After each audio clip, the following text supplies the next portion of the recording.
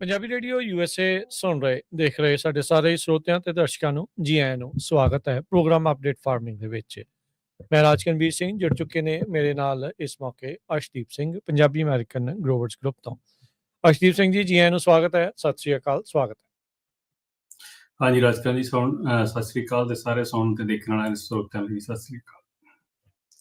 Update farming ਦੇ ਵਿੱਚ ਗੱਲਬਾਤ ਆਪਣੀ ਜਿਹੜੀ ਉਹ ਕਰੀਦੀ ਆ ਕਿ ਕੁਛ ਇੱਕ ਤਾਂ ਜਿਹੜੇ ਖੇਤੀ ਦੇ ਰੁਝੇਵੇਂ ਜੋ ਚੱਲ ਰਹੇ ਆ ਉਸ ਨੂੰ ਜਿਹੜਾ ਉਹ ਲੈ ਕੇ ਖੇਤੀਬਾੜੀ ਦਾ ਜਿਹੜਾ ਸਕੋਪ ਆ ਉਹ ਵੱਡੇ ਪੱਧਰ ਦੇ ਉੱਤੇ ਚੇਂਜ ਹੋ ਰਿਹਾ, ਉਸ ਦੇ ਵਿੱਚ ਤਬਦੀਲੀਆਂ ਆ ਰਹੀਆਂ।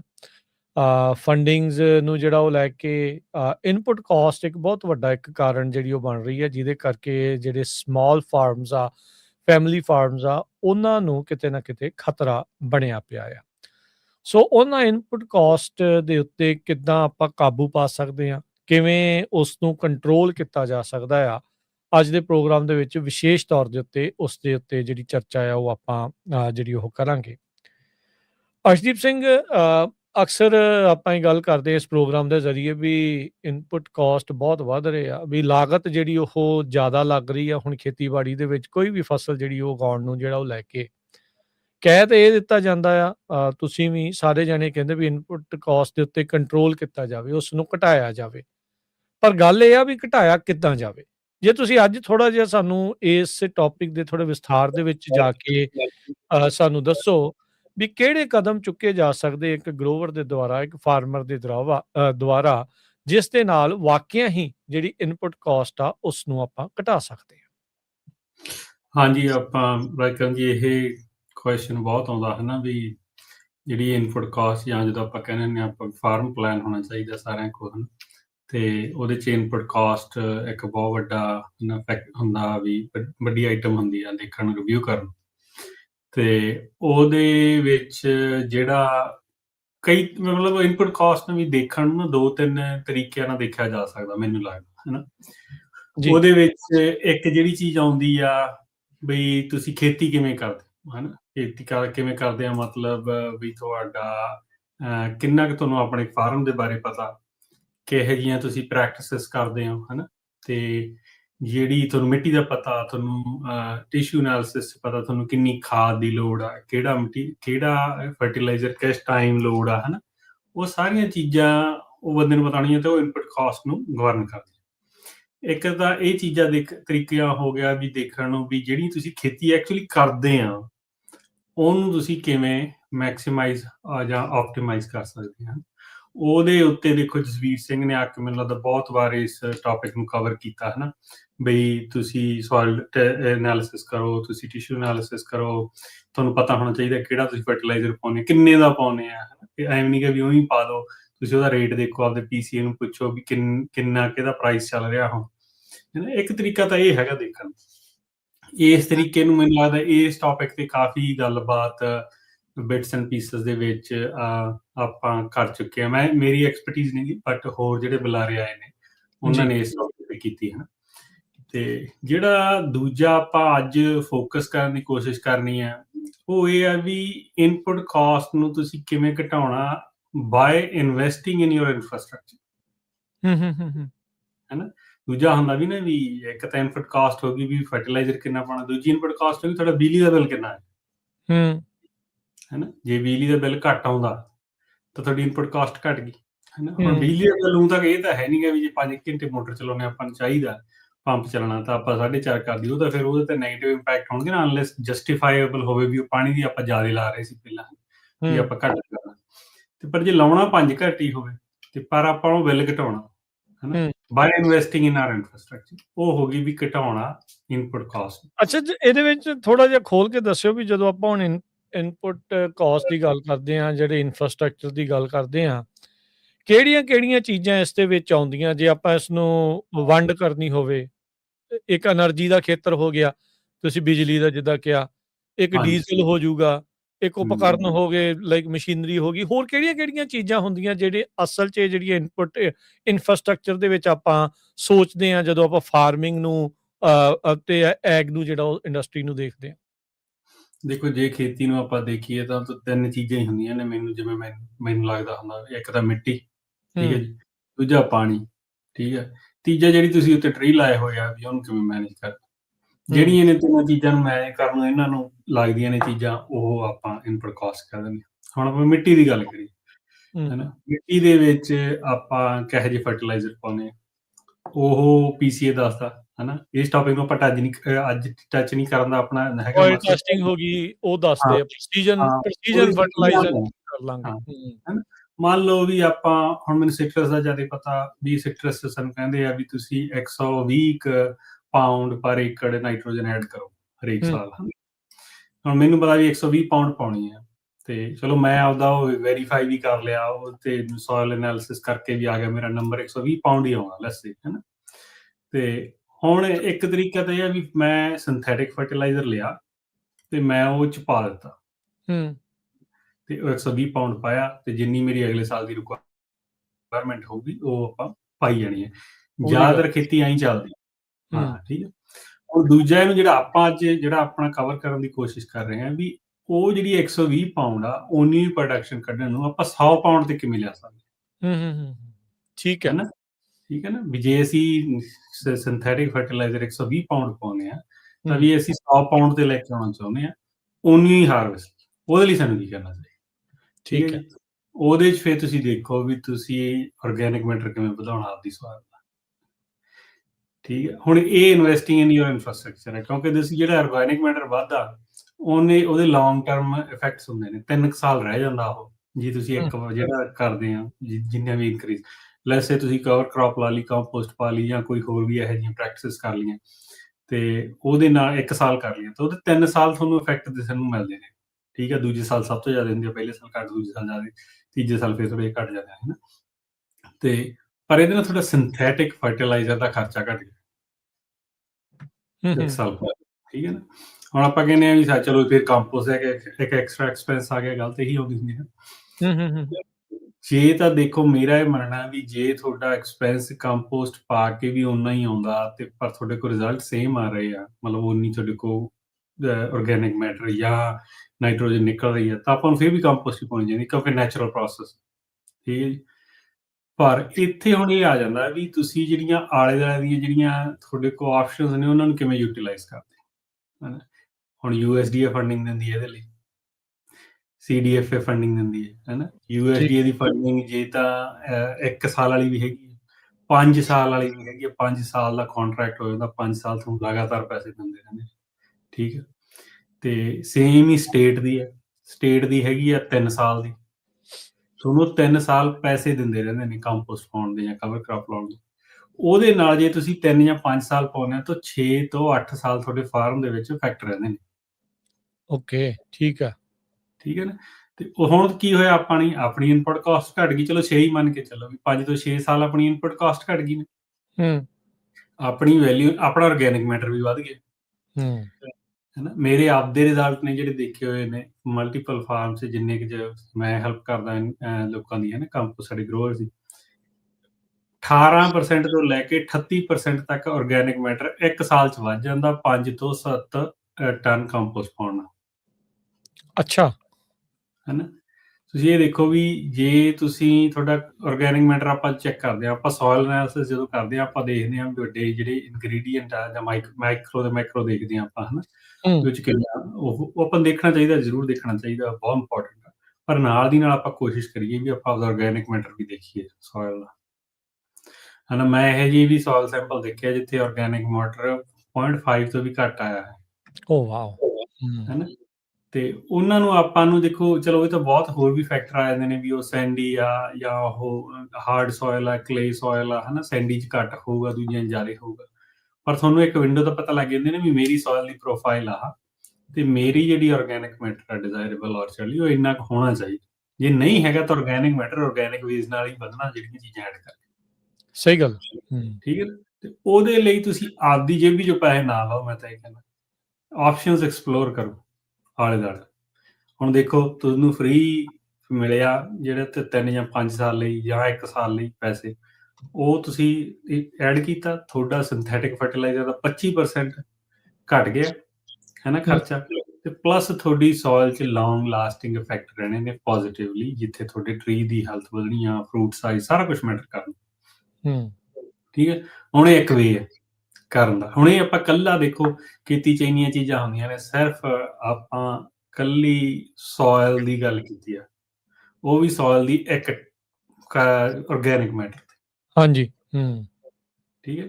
ਹੁਣ ਇਹਦੇ ਵਿੱਚ ਵੀ ਕਿੰਨੀਆਂ ਚੀਜ਼ਾਂ ਆਉਂਦੀਆਂ, ਤੁਸੀਂ ਬਾਇਓਚਾਰ ਐਡ ਕਰ ਸਕਦੇ ਹੋ, ਕਈ ਬੰਦੇ ਟਰਾਇਲ ਕਰਦੇ ਆ, ਉਹ ਹਜੇ ਚਲੋ ਠੀਕ ਆ ਵੀ ਉਹਦੇ ਪੂਰੇ ਰਿਜ਼ਲਟ ਨਹੀਂ ਪਤਾ ਆਪਾਂ ਨੂੰ, ਹੈ ਨਾ। ਤੇ ਇਹ ਕਵਰ ਕ੍ਰੌਪ ਲਾਓ, ਜਿਹੜੇ ਬੰਦੇ ਲਾ ਸਕਦੇ ਜ਼ਰੂਰ ਲਾਉਣੀ ਚਾਹੀਦੀ ਹੈ, ਮੈਨੂੰ ਤਾਂ ਲੱਗਦਾ। ਤੇ ਇਹਨਾਂ ਚੀਜ਼ਾਂ ਨਾਲ ਕਾਫੀ ਜ਼ਿਆਦਾ ਫਰਕ ਪਿਆ। ਸੋ ਆਪਾਂ ਇਹਨਾਂ ਚੀਜ਼ਾਂ ਤੇ ਇਨਵੈਸਟ ਕਰੀਏ ਜਾਂ ਇਹ ਚੀਜ਼ਾਂ ਕਰਨੀਆਂ ਸ਼ੁਰੂ ਕਰੀਏ। ਜਿਨ੍ਹਾਂ ਨੂੰ ਪ੍ਰੋਬਲਮ ਆਉਂਦੀ ਆ ਬਈ ਨਹੀਂ ਪਤਾ ਲੱਗਦਾ ਵੀ ਕਿੱਥੋਂ ਮਿਲਣੇ ਆ, ਮਤਲਬ ਜਿਹੜੀ ਗ੍ਰਾਂਟਸ ਐਂਡ ਇਨਸੈਂਟਿਵ, ਉਹਦੇ ਲਈ ਅਸੀਂ ਤਾਂ ਦੇਖੋ ਪੂਰਾ ਜ਼ੋਰ ਲਾਉਂਦੇ ਹਾਂ। ਤੇ ਵੱਧ ਤੋਂ ਵੱਧ ਗਰੁੱਪਸ ਵੀ ਦੱਸੀਦਾ, ਵੈਬਸਾਈਟ ਵੀ, ਰੇਡੀਓਜ਼ ਵੀ, ਆਪਾਂ ਹਰੇਕ ਵਾਰ ਜਦੋਂ ਮੈਂ ਆਉਣਾ ਆਪਾਂ ਗ੍ਰਾਂਟਸ ਦੀ ਗੱਲ ਕਰਦੇ ਹਾਂ। ਹਾਂਜੀ। ਤੇ ਉਹ ਫ੍ਰੀ ਪੈਸੇ ਲਓ, ਹਨਾ, ਉਹਦੇ ਨਾਲ ਆਪਦੇ ਆਪ ਤੇ ਇਨਵੈਸਟ। ਹੁਣ ਦੇਖੋ ਇਕੱਲੀ ਆਪਾਂ ਸੋਇਲ ਦੀ ਗੱਲ ਕੀਤੀ ਹੈ, ਹਨਾ, ਵੀ ਸੋਇਲ ਹੋ ਗਈ ਚਲੋ ਮੋਟੀ ਮੋਟੀ, ਇਹ ਜਿਹੜੀਆਂ ਆਪਾਂ ਛੋਟੀਆਂ ਚੀਜ਼ਾਂ ਇਹ ਛੱਡ ਦੀ, ਜਿਹੜੀ ਵੱਡੇ ਆਪਾਂ 2-3 ਉਹ ਚੀਜ਼ਾਂ ਕਵਰ ਕਰ ਲਈ। ਦੇਖੋ 25% ਤੱਕ ਤੁਹਾਡੀ ਸਿੰਥੈਟਿਕ ਫਰਟੀਲਾਈਜ਼ਰ ਦੀ ਕਾਸਟ ਘੱਟ ਹੋ ਜਾਂਦੀ ਹੈ ਜੇ ਤੁਸੀਂ ਪ੍ਰੋਪਰਲੀ ਦੂਜੀਆਂ ਚੀਜ਼ਾਂ ਯੂਜ਼ ਕਰਦੇ ਆ, ਹਨਾ। ਮੇਰੇ ਆਪਦੇ ਪਤਾ ਹੀ ਆ ਵੀ ਮਹਿੰਗਾ ਕਿੰਨਾ ਆ, ਕਿੰਨਾ ਔਖਾ ਆ ਕੰਮ ਉਹਦਾ। ਹਾਂਜੀ, ਮੇਰੇ ਆਪਦੇ ਖੇਤ ਦੇ ਨੰਬਰ ਨੇ ਜਿਹੜੇ ਸੈਂਡੀ ਸੋਇਲ ਆਪਾਂ ਕਹਿੰਦੇ ਆ, ਉਹ ਅਸੀਂ 27% ਇੰਪਰੂਵਮੈਂਟ ਦੇਖੀ ਆ ਇੱਕ ਸਾਲ, ਤੇ ਦੂਜੇ ਸਾਲ ਦੇਖੀ ਆ 23% ਆਰਗੈਨਿਕ ਮੈਟਰ ਚ ਇਕੱਲੀ ਵਾਧਾ ਹੋ ਗਿਆ। ਹਾਂ, ਤੇ ਕਿੰਨਾ ਫਿਰ ਫਰਟੀਲਾਈਜ਼ਰ ਕਿੰਨਾ ਘੱਟ ਪਾਉਣਾ ਪਿਆ?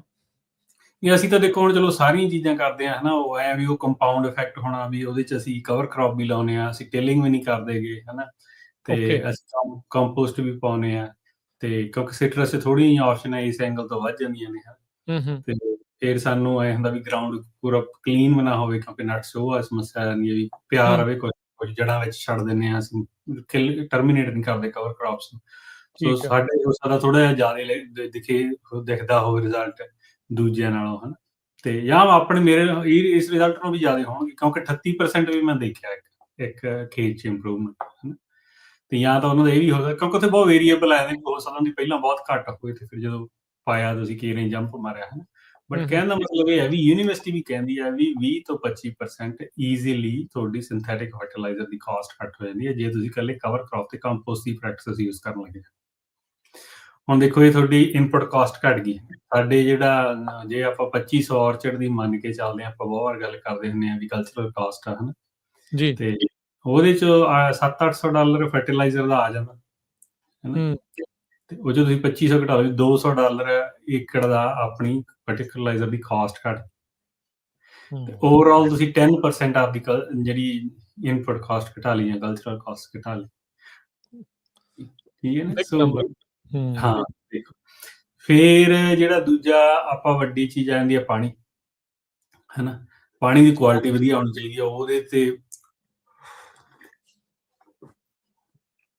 ਸੌਰੀ ਤੇ ਉਹਦੇ ਤੇ ਜਸਵੀਰ ਸਿੰਘ ਨੇ ਆ ਕੇ ਬਹੁਤ ਵਾਰ ਗੱਲ ਕੀਤੀ ਹੈ, ਹਨਾ, ਤੇ ਉਹ ਗੱਲ ਕਰਦੇ ਹੁੰਦੇ ਵੀ ਪਾਣੀ ਦੀ ਕੁਆਲਿਟੀ ਵਧੀਆ ਹੋਵੇ, ਜਿਹੜਾ ਤੁਸੀਂ ਪਾਣੀ ਕੱਢਦੇ ਆ, ਜੇ ਤੁਸੀਂ ਪਾਣੀ ਦੀ ਕੁਆਲਿਟੀ ਜੇ ਟਰੀਟ ਵੀ ਕਰਨਾ ਪਵੇ, ਸਰ ਟਰੀਟ ਕਰਨ ਤੋਂ ਬਾਅਦ ਚ ਜਦੋਂ ਖੇਤ 'ਚ ਜਾਂਦਾ ਤਾਂ ਉਹ ਘੱਟ ਲੱਗਦਾ, ਹਨਾ। ਜੇ ਆਪਣੇ ਪਾਣੀ ਦੀ ਕੁਆਲਿਟੀ ਵਧੀਆ ਨਹੀਂ ਗੀ ਤਾਂ ਤੁਹਾਨੂੰ ਪੰਪ ਜ਼ਿਆਦਾ ਕਰਨਾ ਪੈਂਦਾ, ਤਾਂ ਜ਼ਿਆਦਾ ਉਹ ਦਿੰਦੇ ਹਨ ਤੁਹਾਨੂੰ ਉਹਦੇ ਜਾਣੀ ਕਿ ਨੈਗੇਟਿਵ ਇਫੈਕਟ ਹੁੰਦੇ। ਇੱਕ ਤਾਂ ਇਹ ਚੀਜ਼ ਹੋ ਗਈ ਵੀ ਪਾਣੀ ਦੀ ਕੁਆਲਿਟੀ ਵਧੀਆ ਹੋਵੇ, ਹਨਾ, ਉੱਥੇ ਤੁਸੀਂ ਇਨਫਰਾਸਟਰਕਚਰ ਤੇ ਇਨਵੈਸਟ ਕਰੋ। ਜਿਹੜਾ ਅੱਜ ਦਾ ਕਹਿਣ ਦਾ ਇਹ ਮਤਲਬ ਨਹੀਂ ਹੈਗਾ ਵੀ ਅੱਜ ਵਾਲੇ ਦੇ ਵਿੱਚ, ਪਰ ਆਪਾਂ ਜਿਹੜੀ ਗੱਲ ਇਹ ਕਰਨੀ ਆ, ਆਪਾਂ ਕਹਿਣਾ ਵੀ ਪਾਣੀ ਥੱਲੇ ਪੁੱਲ ਕਰਦੇ ਹਾਂ, ਜ਼ਮੀਨ ਹੇਠਲਾ ਪੰਪ ਲੱਗਿਆ ਨਾ ਜੀ, ਪੰਪ ਲੱਗਿਆ, ਤੁਹਾਡੀ ਪੰਪ ਦੀ ਐਫੀਸ਼ੀਐਂਸੀ ਕੀ ਹੈ ਪਹਿਲਾਂ ਆਪਾਂ ਨੂੰ ਇਹ ਪਤਾ ਹੋਣਾ ਚਾਹੀਦਾ, ਹਨਾ। ਜਿਹੜਾ 50% ਤੋਂ ਘੱਟ ਐਫੀਸ਼ੀਐਂਟ ਪੰਪ ਆ, ਬੇਸਿਕਲੀ ਉਹਨੂੰ ਸਾਰੇ ਹੀ ਸਟੇਟ ਜਾਂ ਫੈਡਰਲ ਦੇ ਅਦਾਰੇ ਕਹਿੰਦੇ ਵੀ ਨੀਡਸ ਟੂ ਬੀ ਰਿਪਲੇਸਡ, ਚੇਂਜ ਕਰ ਦੋ। ਹਾਂ, ਠੀਕ ਹੈ ਨਾ। ਤੇ ਉਹਦੇ 'ਚ ਜੇ ਆਪਾਂ ਦੇਖੀਏ ਵੀ ਆਪਣੇ ਪੰਪਾਂ ਦੀ ਜ਼ਿਆਦਾ, ਜਦੋਂ ਪੁਰਾਣੇ ਪੰਪਾਂ ਦੀ ਜਿਹੜੇ ਪਿਛਲੇ 10 ਸਾਲ 'ਚ ਲੱਗੇ ਉਹਨਾਂ ਨੂੰ ਛੱਡ ਕੇ ਜਦੋਂ ਵੀ ਪੰਪ ਟੈਸਟ ਕਰਾਈਦਾ ਸੀ ਕਿਸੇ ਦਾ, ਤੇ ਉਹ ਪੰਪ ਦੀ ਜਿਹੜੀ ਐਫੀਸ਼ੀਐਂਸੀ ਆ ਹਮੇਸ਼ਾ 50% ਤੋਂ ਘੱਟ ਹੀ ਆਉਂਦੀ। ਮੈਂ ਤਾਂ ਕੋਈ ਦੇਖਿਆ ਨਹੀਂ ਵੀ ਜਿਹੜਾ 60 ਤੋਂ ਉੱਪਰ ਚੱਲਦਾ ਹੋਵੇ ਪੁਰਾਣਾ ਪੰਪ, ਹਨਾ। ਤੇ ਉਹਦੇ ਕਾਰਨ ਅੱਡ ਹੋ ਜਾਂਦੇ ਵੀ ਕਿਉਂਕਿ ਜਦੋਂ ਲਾਇਆ ਸੀਗਾ ਉਦੋਂ ਪਾਣੀ ਦਾ ਲੈਵਲ ਉੱਪਰ ਹੋਣਾ ਤੇ ਇੱਕ ਨਵਾਂ ਹੁੰਦਾ, ਹਨਾ, ਫਿਰ ਉਹ ਵੀਅਰ ਐਂਡ ਟੀਅਰ ਵੀ ਹੁੰਦੀ ਆ, ਤੇ ਉਹ ਫਿਰ ਹਰੇਕ ਸਾਲ ਡੂੰਘਾ ਕਰ ਲਿਆ, ਉਹ ਥੱਲੇ ਚਲਾਏਗਾ, ਮਲਟੀਪਲ ਰੀਜ਼ਨਸ, ਹਨਾ। ਉਹ ਆਪਾਂ ਨੂੰ ਦੇਖਣਾ ਚਾਹੀਦਾ ਵੀ ਆਪਣਾ ਪੰਪ ਐਫੀਸ਼ੀਐਂਟ ਆ ਪਹਿਲਾਂ ਤਾਂ, ਵੀ ਜਿਹੜੀ ਗੁੱਡ ਐਫੀਸ਼ੀਐਂਸੀ ਮੰਨੀ ਜਾਂਦੀ ਹੈ ਵੀ 70% ਹੋਵੇ, 70 ਔਰ ਅਬਾਵ, ਹਨਾ, 70 ਔਰ ਅਬਾਵ। ਜੇ ਆਪਾਂ ਨਵੇਂ ਲਾਉਂਦੇ ਹਾਂ ਤਾਂ ਆਪਾਂ ਨੂੰ ਉਸ ਹਿਸਾਬ ਨਾਲ ਹੀ ਲਾਉਣਾ ਚਾਹੀਦਾ। ਹੂੰ, ਹੁਣ ਪੰਪ ਲਾਉਣਾ ਦੇਖੋ ਰਿਪਲੇਸ ਕਰਨਾ ਕਾਸਟ, ਹਾਂਜੀ, ਹਨਾ, ਉਹ ਬੰਦਾ ਕਹੂਗਾ ਮੈਂ ਵੀ ਬਦਲਾਂ, but actually it comes at cost, ਹਨਾ। ਬਿਲਕੁਲ। ਇਹ ਹੋ ਗਿਆ ਨਾ ਉਹਦੀ ਇਨਵੈਸਟਮੈਂਟ। ਫਿਰ ਪੰਪ ਦੇ ਉੱਤੇ ਜਦੋਂ VFD ਜੇ ਲੱਗੀ ਆ ਤਾਂ ਜਿੰਨਾ ਜੇ ਤੁਸੀਂ ਇੱਕ ਸੈੱਟ 'ਚ ਘੱਟ ਚਲਾਉਂਦੇ ਆ ਜਾਂ ਤੁਸੀਂ ਰੈਂਪ ਅਪ ਐਂਡ ਡਾਊਨ ਕਰਦੇ ਆ ਜਾਂ ਜਦੋਂ ਤੁਸੀਂ ਮੋਟਰ ਔਨ ਹੀ ਕਰਦੇ ਆ ਜੇ VFD ਨਹੀਂ ਲੱਗੀ ਤਾਂ ਫੁੱਲ ਥਰੋਟਲ ਤੇ ਚੱਲਣੀ ਆ ਉਹ, ਤੇ ਜਿਹੜੀ ਤੁਹਾਡੀ ਜਿਹੜੀ ਪੀਕ ਡਿਮਾਂਡ ਆ ਉਹ ਜ਼ਿਆਦਾ ਆ ਜਾਣੀ ਆ, ਹਨਾ, ਤੇ ਉਹ 'ਚ ਤੁਹਾਡੇ ਡਿਮਾਂਡ ਚਾਰਜਸ ਜ਼ਿਆਦਾ ਲੱਗਣੇ ਨੇ। ਉਹ ਸਾਰੀਆਂ ਚੀਜ਼ਾਂ ਹੀ ਕੋਰਿਲੇਟਡ ਨੇ ਉਹਦੇ ਨਾਲ, ਪੰਪ ਨਾਲ, ਹਨਾ। ਤੇ ਫਿਰ ਤੁਸੀਂ ਪੰਪ ਰਿਪਲੇਸ ਕਰੋ ਤੇ VFD ਰਿਪਲੇਸ, ਹਨਾ। ਹੁਣ ਪੰਪ ਤੇ VFD ਰਿਪਲੇਸ ਕਰਨਾ ਇੱਕ ਬਹੁਤ ਐਕਸਪੈਂਸ ਆ ਕਿਸੇ ਵੀ ਖੇਤ ਲਈ। ਇਹ ਵੀ ਸਰਕਾਰ ਫੰਡਿੰਗ ਦਿੰਦੀ ਆ ਰਿਪਲੇਸ ਕਰਨ ਦੇ ਲਈ? ਉੱਥੇ ਹੀ ਆਪਾਂ ਉੱਥੇ ਹੀ ਚੱਲੇ ਹੁਣ। ਠੀਕ ਆ। ਇੰਨੀ ਫੰਡਿੰਗ ਸਰਕਾਰ ਕੋਲ ਹੈਗੀ ਹੈ ਇਹਨਾਂ ਕੰਮਾਂ ਲਈ, ਹਨਾ। ਕੱਲੇ ਸਟੇਟ ਨੇ ਇਸ ਸਾਲ ਦੇ ਵਿੱਚ 62-63 ਮਿਲੀਅਨ ਡਾਲਰ ਮੈਨੂੰ ਲੱਗਦਾ ਇਹਨਾਂ ਪ੍ਰੋਗਰਾਮਾਂ ਦੇ ਵਿੱਚ ਇਨਵੈਸਟ ਕਰਨਾ। ਇਹ ਇਕੱਲਾ ਕੈਲੀਫੋਰਨੀਆ ਦੀ ਗੱਲ ਕਰ ਰਹੇ ਆਪਾਂ? ਇਕੱਲੇ ਕੈਲੀਫੋਰਨੀਆ, ਨਾਲੇ ਇੱਕ ਸਟੇਟ ਦਾ ਹੀ ਹੈਗੀ ਆ ਫੰਡਿੰਗ, ਕੈਲੀਫੋਰਨੀਆ ਇਹ ਸਟੇਟ। ਕਿਹੜੇ ਗ੍ਰਾਂਟ ਦੇ ਅੰਡਰ ਆਉਂਦਾ ਹੈ? ਇਹ ਮਲਟੀਪਲ ਗ੍ਰਾਂਟਸ ਹੋ ਜਾਂਦੀਆਂ ਨੇ ਕਿਉਂਕਿ ਕਈ ਇੱਕ ਐਕਸਟ੍ਰੀਮ ਵੈਦਰ 'ਚ ਆ ਜਾਂਦੀਆਂ ਨੇ ਜਿਨ੍ਹਾਂ ਦੇ ਡੂੰਘੇ ਹੋ ਗਏ, ਹਨਾ, ਤੇ ਜਾਂ ਕਈ ਆ ਜਾਂਦੀਆਂ ਜਦੋਂ ਆਪਾਂ ਸਵੀਪ ਦੀ ਗੱਲ ਕਰਦੇ ਹੁੰਦੇ ਸੀ ਉਹਦੇ 'ਚ ਆ ਜਾਂਦੀਆਂ ਨੇ। ਸੋ ਫੰਡਿੰਗ ਅੱਡ-ਅੱਡ ਸਰੋਤਾਂ ਤੋਂ ਆ ਜਾਂਦੀ ਹੈ ਇਹਦੇ ਵਿੱਚ, ਹਨਾ। ਤੇ ਪਰ ਰਲਾ ਮਿਲਾ ਕੇ ਮੇਰਾ ਐਸਟੀਮੇਟ ਆ ਵੀ 60 ਤੋਂ 70 ਮਿਲੀਅਨ ਡਾਲਰ ਇਸ ਸਾਲ ਦੇ ਵਿੱਚ ਹੋਣੀ ਆ ਵੀ ਆਪਾਂ ਉਹਨੂੰ ਟਾਰਗੇਟ ਕਰੀਏ। ਸਾਡੀ ਹੁਣ ਸਮੱਸਿਆ ਇਹ ਹੁੰਦੀ ਆ ਵੀ ਪਹਿਲੀ ਗੱਲ ਤਾਂ ਸਾਨੂੰ ਪਤਾ ਹੀ ਨਹੀਂ ਹੁੰਦਾ ਵੀ ਸਾਡੀ ਪੰਪ ਦੀ ਐਫੀਸ਼ੀਐਂਸੀ ਕੀ ਹੈ, ਹਨਾ। ਨਾ ਸਾਡਾ ਬਿਜਲੀ ਦੇ ਬਿੱਲ ਤੇ ਕੰਟਰੋਲ ਹੁੰਦਾ ਸੀ। ਇਹ ਮੰਨੀ PG&E ਨੂੰ ਹਰੇਕ ਵਾਰ ਕਹਿ ਦਿੰਦੇ ਆ ਵੀ PG&E ਰੇਟ ਚੱਕੀ ਜਾਂਦੀ ਹੈ, ਬਿੱਲ ਵਧੀ ਜਾਂਦੇ ਆ, ਬਟ ਆਪਾਂ ਕੀ ਕਰ ਰਹੇ ਹਾਂ ਉਹਨਾਂ ਚੀਜ਼ਾਂ ਨੂੰ, ਹਨਾ। ਹੋ ਸਕਦਾ ਆਪਾਂ ਵੀ ਕੋਈ ਚੀਜ਼ਾਂ ਗਲਤ ਕਰ ਰਹੇ ਹਾਂ। 20-30% ਸਰ ਸਾਡੀਆਂ ਹੈਬਿਟ ਚੇਂਜ ਕਰਨਾ ਹੀ ਉਹ ਵੱਧ ਜੇ ਘੱਟ ਜੇ ਆਪਣਾ ਬਿੱਲ। ਹੈਬਿਟ ਚੇਂਜ ਕਰਨਾ ਮਤਲਬ ਵੀ ਕਦੋਂ ਪੰਪ ਚਲਾਉਣਾ, ਕਦੋਂ ਬੰਦ ਕਰਨਾ, ਹਨਾ। ਤੇ ਇਹਨਾਂ ਚੀਜ਼ਾਂ ਨਾਲ ਤੇ ਇਹਨਾਂ ਚੀਜ਼ਾਂ ਨਾਲ ਆਪਾਂ ਨੂੰ ਕਾਫੀ ਫਰਕ ਪੈ ਜਾਂਦਾ। ਤੇ ਹੁਣ ਜਿਹੜਾ ਸਟੇਟ ਤੇ ਫਿਰ ਫੈਡਰਲ ਦੀ ਫੰਡਿੰਗ ਆ ਸੇਮ ਇਸ਼ੂ ਲਈ ਵੀ ਤੁਸੀਂ VFDs ਲਵਾ ਸਕਦੇ ਆ, ਪੰਪ ਐਫੀਸ਼ੀਐਂਸੀ ਕਰ ਸਕਦੇ। ਪੰਪ ਟੈਸਟ ਤੁਹਾਡੇ ਜਿਹੜੇ ਸਰਵਿਸ ਪ੍ਰੋਵਾਈਡਰ ਆ ਉਹ ਫ੍ਰੀ ਕਰ ਦਿੰਦੇ ਨੇ, ਹਨਾ। ਠੀਕ ਹੈ। ਤੁਹਾਨੂੰ ਬਿਨਾਂ ਪੈਸੇ ਲਾਏ ਦੇ ਵਿੱਚ ਲਾ ਕੇ ਤੁਹਾਨੂੰ ਆਪਦੇ ਜਿਹੜੇ ਇਨਫਰਾਸਟ੍ਰਕਚਰ 'ਚ ਅਪਗ੍ਰੇਡ ਹੁੰਦੀ ਆ ਉਹਨੇ ਅਲਟੀਮੇਟਲੀ ਤੁਹਾਡੀ ਲੌਂਗ ਟਰਮ ਤੁਹਾਡੀਆਂ ਜਿਹੜੀਆਂ ਇਨਪੁਟ ਕਾਸਟ ਘਟਾ ਦਿੰਦੀ। ਨਾਲੇ ਇੱਕ ਤਾਂ ਨਵਾਂ ਹੋ ਜਾਂਦਾ, ਇਨਫਰਾਸਟ੍ਰਕਚਰ ਨਵਾਂ ਹੋ ਜਾਂਦਾ, ਰੀਨਿਊ ਕਾਈਂਡ ਆਫ ਹੋ ਜਾਂਦਾ, ਤੇ ਉਹਦੇ ਨਾਲ ਫਿਰ ਉਹ ਸਾਰਾ ਕੁਛ ਜਿਹੜਾ ਉਹ ਵੱਧ ਜਾਂਦਾ ਆ। ਤੇ ਗ੍ਰਾਂਟਾਂ ਬਾਰੇ ਜਿੱਦਾਂ ਤੁਸੀਂ ਦੱਸਦੇ ਰਹਿੰਦੇ ਹੋ, ਹੁਣ ਮੈਨੂੰ ਲੱਗਦਾ ਅਰਸ਼ਦੀਪ ਸਿੰਘ ਸਭ ਤੋਂ ਜ਼ਿਆਦਾ ਵੱਡੀ ਜਿਹੜੀ ਪ੍ਰੋਬਲਮ ਕਿਸਾਨਾਂ ਨੂੰ ਇਹ ਆਉਂਦੀ ਆ, ਉਹਨਾਂ ਨੂੰ ਜਾਂ ਤਾਂ ਫਿਰ ਪਤਾ ਨਹੀਂ ਲੱਗਦਾ ਕਿੱਦਾਂ ਆ, ਜਾਂ ਉਹ ਆਪਣਾ ਪੇਪਰ ਵਰਕ ਦੇ ਵਿੱਚ ਕਿਤੇ ਢਿੱਲੇ ਰਹਿ ਜਾਂਦੇ ਆ ਵੀ ਤਰੀਕਾਂ ਕਦੋਂ ਆਉਣੀਆਂ ਆ, ਕਦੋਂ ਭਰਨਾ ਆ ਗ੍ਰਾਂਟ ਇਹਦੇ ਲਈ, ਕਦੋਂ ਇਹ ਚੀਜ਼ ਮਿਲਣੀ ਆ। ਉੱਥੇ ਜਾ ਕੇ ਕਿਤੇ ਨਾ ਕਿਤੇ ਜਾਂ ਭੁਲੇਖੇ 'ਚ ਰਹਿ ਜਾਂਦੇ ਆ ਜਾਂ ਲੇਟ ਹੋ ਜਾਂਦੇ ਆ। ਹਾਂਜੀ, ਨਹੀਂ ਸਾਰੀਆਂ ਚੀਜ਼ਾਂ ਹੀ ਜਿੰਨੀਆਂ ਤੁਸੀਂ ਕਹੀਆਂ ਨਾ, ਸਗੋਂ ਇੱਕ ਦੋ ਚੀਜ਼ਾਂ ਹੋਰ ਵੀ ਨੇ ਇਹਦੇ ਵਿੱਚ। ਪਤਾ ਹੋਣ ਦੇ ਕਾਰਨ ਵੀ ਕਈ ਵਾਰ ਐਕਸ਼ਨ ਨਹੀਂ ਲੈਂਦੇ। ਕਈ ਵਾਰ ਸਾਰੀਆਂ ਚੀਜ਼ਾਂ ਦੱਸ ਵੀ ਦੇਈਦੀਆਂ ਨੇ ਵੀ ਆਹ ਟਾਈਮ ਤੇ ਆਹ ਚੀਜ਼ਾਂ ਨੇ, ਉਹ ਮੈਂ ਉੱਧਰ ਬਿਜ਼ੀ ਸੀਗਾ ਜਾਂ ਮੈਂ ਤੋਂ ਨਹੀਂ ਪ੍ਰਾਇਓਰਟੀ ਨਹੀਂ ਹੈਗੀ, ਜਾਂ ਲੱਗਦਾ ਹੁੰਦਾ ਵੀ ਨਹੀਂ ਯਾਰ ਮੇਰਾ ਤਾਂ ਠੀਕ ਹੀ ਆ, ਹਨਾ, ਸਾਰਾ ਕੁਛ। ਸੋ ਕਾਫੀ ਚੀਜ਼ਾਂ ਇਕੱਠੀਆਂ ਹੋ ਜਾਂਦੀਆਂ ਨੇ, ਬਟ ਹਾਂ ਆਪਾਂ ਨੂੰ ਇਹ ਚੀਜ਼ਾਂ ਦਾ ਧਿਆਨ ਰੱਖਣਾ ਚਾਹੀਦਾ। ਦੇਖੋ ਜਿਹੜੇ ਫੰਡਿੰਗ ਦੇ ਵੱਡੇ ਚੰਕ ਆਉਂਦੇ ਨੇ ਇਹ ਹਰੇਕ ਐ ਨਹੀਂ ਵੀ ਕੰਸਿਸਟੈਂਟਲੀ ਹਰੇਕ ਸਾਲ ਆਈ ਜਾਂਦੇ, ਡਿਪੈਂਡਿੰਗ ਕਦੀ-ਕਦੀ ਆਉਣੇ ਹੁੰਦੇ ਇਹਨਾਂ ਦਾ। ਸਟੇਟ ਦਾ ਬਜਟ ਕਿਵੇਂ ਰਨ ਕੀਤਾ, ਪਿਛਲੇ 2-4 ਸਾਲ ਕਿਵੇਂ ਲੰਘੇ ਆ, ਜਾਂ ਐਤਕੀ ਜਿਹੜੇ ਪ੍ਰੌਪ 4 ਵਾਲੀ ਫੰਡਿੰਗ ਆ ਗਈ ਉਹ 'ਚੋਂ ਜਿਹੜੀ 250 ਮਿਲੀਅਨ ਇੱਧਰ ਨਿਕਲਿਆ। ਸੋ ਸਾਰੀਆਂ ਚੀਜ਼ਾਂ ਹੀ ਕੰਬਾਈਨ ਕਰਦੇ। ਸੋ ਕਹਿਣ ਦਾ ਮਤਲਬ ਇਹ ਹੈ ਵੀ ਜੇ ਮੌਕਾ ਹੈ ਤਾਂ ਛੱਡੋ ਨਾ ਉਹਨੂੰ, ਆਪਦੇ ਇਨਫਰਾਸਟ੍ਰਕਚਰ ਤੇ ਇਨਵੈਸਟ ਕਰੋ, ਹਨਾ। ਤੇ ਹੁਣ ਇਹਦੇ 'ਚ ਹਜੇ ਆਪਾਂ ਮੈਨੂੰ ਲੱਗਦਾ ਵੀ ਉਦੋਂ ਤੁਸੀਂ 1-2 ਹਫ਼ਤੇ ਪਹਿਲਾਂ ਜਿਹੜਾ ਸ਼ੋਅ ਕੀਤਾ ਸੀਗਾ ਦਯਾਦੀਪ ਸਿੰਘ ਨਾਲ, ਉਹਦੇ 'ਚ ਕੁਛ ਕੁ ਚੀਜ਼ਾਂ ਇਹ ਟੱਚ ਕੀਤੀਆਂ ਸੀਗੀਆਂ ਆਟੋਮੇਸ਼ਨ ਵਾਲੀਆਂ, ਹਨਾ। ਹਾਂ, ਆਟੋਮੇਸ਼ਨ ਚਲੋ ਆਪਾਂ ਅੱਜ ਉਹਦੇ ਤੇ ਡਿਟੇਲ 'ਚ ਨਹੀਂ ਜਾਂਦੇਗੇ, ਬਟ ਤੀਜਾ ਫਿਰ ਇਹਦਾ ਆ ਜਾਂਦਾ ਪੰਪ ਆ ਗਿਆ, ਫਿਰ ਉਹ ਤੇ VFD ਆ ਗਈ, ਫਿਰ ਉਹਦੀ ਆਟੋਮੇਸ਼ਨ ਆ ਗਈ, ਹਨਾ। ਆਟੋਮੇਸ਼ਨ 'ਚ ਵੀ ਜਿਹੜਾ ਰੂਲ ਆਫ ਥੰਬ ਆ ਵੀ 10 ਤੋਂ 12% ਉਹ ਤੁਹਾਡੀ ਸੇਵਿੰਗ ਕਰ ਦਿੰਦੇ ਨੇ ਜੇ ਤੁਹਾਡਾ ਆਟੋਮੇਟਡ ਆ। ਐਨਰਜੀ ਕਾਸਟ ਦੀ, ਐਨਰਜੀ ਕਾਸਟ ਪਲੱਸ ਵਾਟਰ ਯੂਜ਼ੇਜ, ਦੋਨੋਂ ਚੀਜ਼ਾਂ ਮੈਂ ਦੋ ਪਾਸਿਓਂ ਫਿਰ ਸੇਵਿੰਗ ਆ ਉਹਦੀ। ਹਾਂ, ਠੀਕ ਹੈ ਨਾ। ਸੋ ਤੁਹਾਡਾ ਸਿਸਟਮ ਆਪਟੀਮਲ ਆ। ਜਿਹਨੂੰ ਜ਼ਿਆਦਾ ਖੇਤਾਂ 'ਚ ਰਾਜਸਥਾਨ 'ਚ ਜੋ ਜਾਣਦੇ ਆ ਨਾ, ਤਾਂ ਮੈਨੂੰ ਬਹੁਤ ਮੌਕਾ ਮਿਲਦਾ, ਲਗਭਗ ਮੈਂ ਹਰੇਕ ਵੀ ਖੇਤ 'ਚ ਹੁੰਦਾ ਕਿਸੇ ਨਾ ਕਿਸੇ ਦੇ। ਹਾਂਜੀ ਜੀ। ਉੱਥੇ ਇਵੇਂ ਹੀ ਹੁੰਦਾ ਵੀ ਸਿੱਧਾ ਸਿਸਟਮ ਲੱਗਿਆ ਹੁੰਦਾ, ਮਤਲਬ ਪੰਪ ਲੱਗਿਆ, ਇੱਕ ਬੋਰ ਲੱਗਿਆ, ਜੇ ਫਲੱਡ ਚਲੋ ਨਹੀਂ ਹੋਊਗਾ ਤਾਂ ਜੇ ਡ੍ਰਿਪ ਵੀ ਲੱਗੀ ਆ ਤਾਂ ਡ੍ਰਿਪ ਲੱਗੀ ਆ ਤੇ ਫਿਲਟਰਾਂ ਥਰੂ ਜਾ ਰਿਹਾ। ਇਹੀ ਸਾਰਿਆਂ ਦੇ ਸੈਟਅਪ ਹੁੰਦਾ। ਆਈ ਵਿਲ ਸੇ 80% ਬੰਦਿਆਂ ਦਾ ਇਹ ਸੈਟਅਪ ਹੁੰਦਾ। ਠੀਕ ਹੈ। ਕੁਛ ਕੁ ਬੰਦੇ ਨੇ ਜਿਨ੍ਹਾਂ ਦੇ ਵਿੱਚ ਕੋਈ ਨਾ ਕੋਈ ਬਫਰ ਜ਼ੋਨ ਹੁੰਦਾ, ਜਿਵੇਂ ਕਿਸੇ ਨੇ ਪਾਣੀ ਦਾ ਰਿਜ਼ਰਵਾਇਰ ਬਣਿਆ ਤੇ ਕਿਸੇ ਦੀ ਕੋਈ ਆਟੋਮੇਸ਼ਨ ਆ, ਕਿਸੇ ਨੇ ਕੋਈ ਸੈਂਸਰ ਲੱਗੇ ਹੋ ਸਕਦੇ ਆ, ਪਰ ਵਰਤਣੇ ਹੋਰ ਗੱਲ ਆ, ਹਨਾ। ਕਿਉਂਕਿ ਲੱਗ ਤਾਂ ਜਾਂਦੇ ਆ NRCS ਦੀਆਂ ਗ੍ਰਾਂਟਸ ਦੇ ਵਿੱਚ, ਸਾਰੇ ਜਦੋਂ ਇਰੀਗੇਸ਼ਨ ਪਾਉਂਦੇ ਉਦੋਂ ਫੋਰਸ ਕਰ ਦਿੰਦੇ ਆ ਤੁਹਾਨੂੰ ਲਾਉਣ, ਉਦੋਂ ਬੰਦਾ ਲਾ ਜਾਂਦਾ, ਪਰ ਯੂਜ਼ use ਕਰਦੇ ਨਹੀਂ ਪਰ ਉਹਨੂੰ। ਹਾਂ, ਸੋ 20% ਬੰਦੇ ਹੀ ਆ ਜਿਹੜੇ ਜਿਨ੍ਹਾਂ ਕੋਲ ਫਿਰ ਇਹ ਵੀ ਨਹੀਂ ਗਾ ਵੀ ਉਹ 20% ਕੋਲ ਸਾਰੀਆਂ ਦੂਜੀਆਂ ਆਪਸ਼ਨਸ ਹੈਗੀਆਂ ਨੇ। ਉਹਨਾਂ ਕੋਲ ਕਿਸੇ ਕੋਈ ਸੈਂਸਰ ਲੱਗੇ ਹੋਏ ਆ, ਕਿਸੇ ਕੋਲ VFD ਲੱਗੀ ਹੋਈ ਆ, ਹਨਾ। ਤੇ 1% ਤੋਂ ਘੱਟ ਲੋਕਾਂ ਦੇ ਸੋਲਰ ਲੱਗਿਆ ਹੋਇਆ, 1% ਹੀ ਕਹੂੰਗਾ ਮੈਂ। 1% ਤੋਂ ਵੀ ਘੱਟ। ਹਾਂਜੀ, ਤੇ ਇਹ ਸਾਰੀਆਂ ਚੀਜ਼ਾਂ ਮੈਟਰ ਕਰਦੀਆਂ ਸਰ। ਹੁਣ ਤੁਸੀਂ ਇਹ ਦੇਖੋ ਵੀ ਜੇ ਮੰਨ ਲਓ ਵੀ ਤੁਸੀਂ ਆਪਾਂ ਜਿਹੜੇ ਵਰਸ ਏਰੀਆ ਦੀ ਨਾਂ ਦੀ ਗੱਲ ਕਰੀਏ, ਆਪਾਂ ਨਾਰਮਲ ਏਰੀਆ ਦੀ ਗੱਲ ਕਰੀਏ ਜਿੱਥੇ ਪਾਣੀ 100 ਸਵਾ 100 ਫੁੱਟ ਡੂੰਘਾ, ਹਨਾ, 20 ਤੋਂ ਤੁਹਾਡਾ 25 ਇਲਾਕਾ ਹੀ ਆ ਮਤਲਬ। ਹਾਂ 20-25 30 ਹਾਰਸ ਪਾਵਰ ਦੀ ਮੋਟਰ ਲੱਗੀ ਆ ਤੇ ਪੰਪ ਲੱਗਿਆ, ਹਨਾ। ਤੇ ਉਹਨਾਂ ਦਾ ਵੀ ਸਾਲ ਦਾ ਜੇ ਤੁਹਾਡਾ 25 ਹਾਰਸ ਪਾਵਰ ਦੀ ਮੋਟਰ ਲੱਗੀ ਆ ਤਾਂ 20 ਏਕੜ ਦਾ ਰੇਂਜ ਹੋਊਗੀ। ਜੇ 40 ਦੀ ਆ ਤਾਂ ਡਬਲ ਹੋ ਜਾਊਗਾ, ਹਨਾ, ਕਿਉਂਕਿ 2 ਸੈਟ ਚਲਾਉਣਗੇ। ਤੇ ਉਹਨਾਂ ਦਾ ਵੀ ਸਾਲ ਦਾ 12 ਤੋਂ 15,000 ਰੁਪਇਆ ਬਿਜਲੀ ਦਾ ਬਿੱਲ ਆਉਂਦਾ 20 ਏਕੜ ਵਾਲਾ। ਜੇ 40 ਆ ਤਾਂ ਇਹੀ ਡਬਲ ਹੋ ਜਾਂਦਾ। ਠੀਕ ਹੈ ਜੀ। ਸੋ ਜੇ 20 ਏਕੜ ਦਾ ਸਾਲ ਦਾ 12,000 ਰੁਪਇਆ ਬਿੱਲ ਆਉਂਦਾ, ਤੁਸੀਂ ਇਹ ਦੇਖੋ ਵੀ 600 ਰੁਪਇਆ ਇੱਕ ਵਿੱਚ ਇਹ ਐਡ ਹੋ ਗਿਆ, ਹਨਾ, ਤੇ ਜਾਂ 60 ਰੁਪਏ ਹੋ ਗਏ, ਹਨਾ। ਤੇ ਇਹ ਸਾਰੀਆਂ ਚੀਜ਼ਾਂ ਮੈਟਰ ਕਰਦੀਆਂ। ਤੁਸੀਂ ਇਹਨੂੰ ਕਿਵੇਂ ਸੇਵ ਕਰ ਸਕਦੇ ਹੋ? ਇਹ ਤੇ ਸੋਲਰ ਲਾਓ।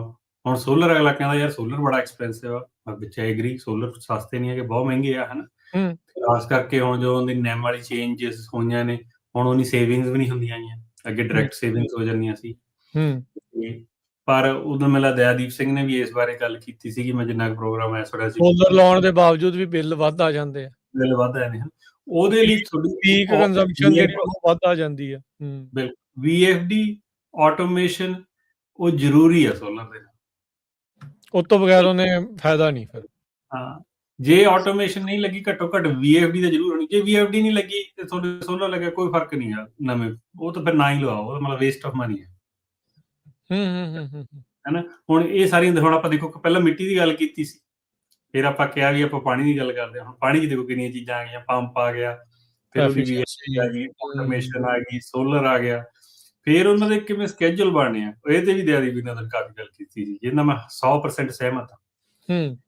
ਸਕੇਜੂਲ ਅੱਗੇ ਹੁੰਦਾ ਸੀ ਜਿਹੜਾ ਗਰੋਅਰ ਬਣਾਉਂਦਾ ਸੀਗਾ ਵੀ ਆਪਦੀ ਈਜ਼ ਦੇ ਹਿਸਾਬ ਨਾਲ। ਯਾਰ ਮੰਨ ਲਓ ਮੈਂ ਖੇਤ ਤੋਂ ਮਤਲਬ ਐਸੇ ਮੇਰਾ ਖੇਤ ਮੇਰੇ ਤੋਂ ਅੱਧਾ ਘੰਟਾ ਦੂਰ ਆ ਤੇ ਮੈਂ 7 ਵਜੇ ਦਾ ਟਾਈਮਰ ਲਾ ਆਉਂਦਾ ਸੀ, 7 ਵਜੇ ਚਲਾ ਜਾਂਦਾ ਸੀ ਖੇਤ, ਮੈਂ ਦੇਖ ਲੈਂਦਾ ਸੀ ਸ਼ਾਮ, ਹਨਾ।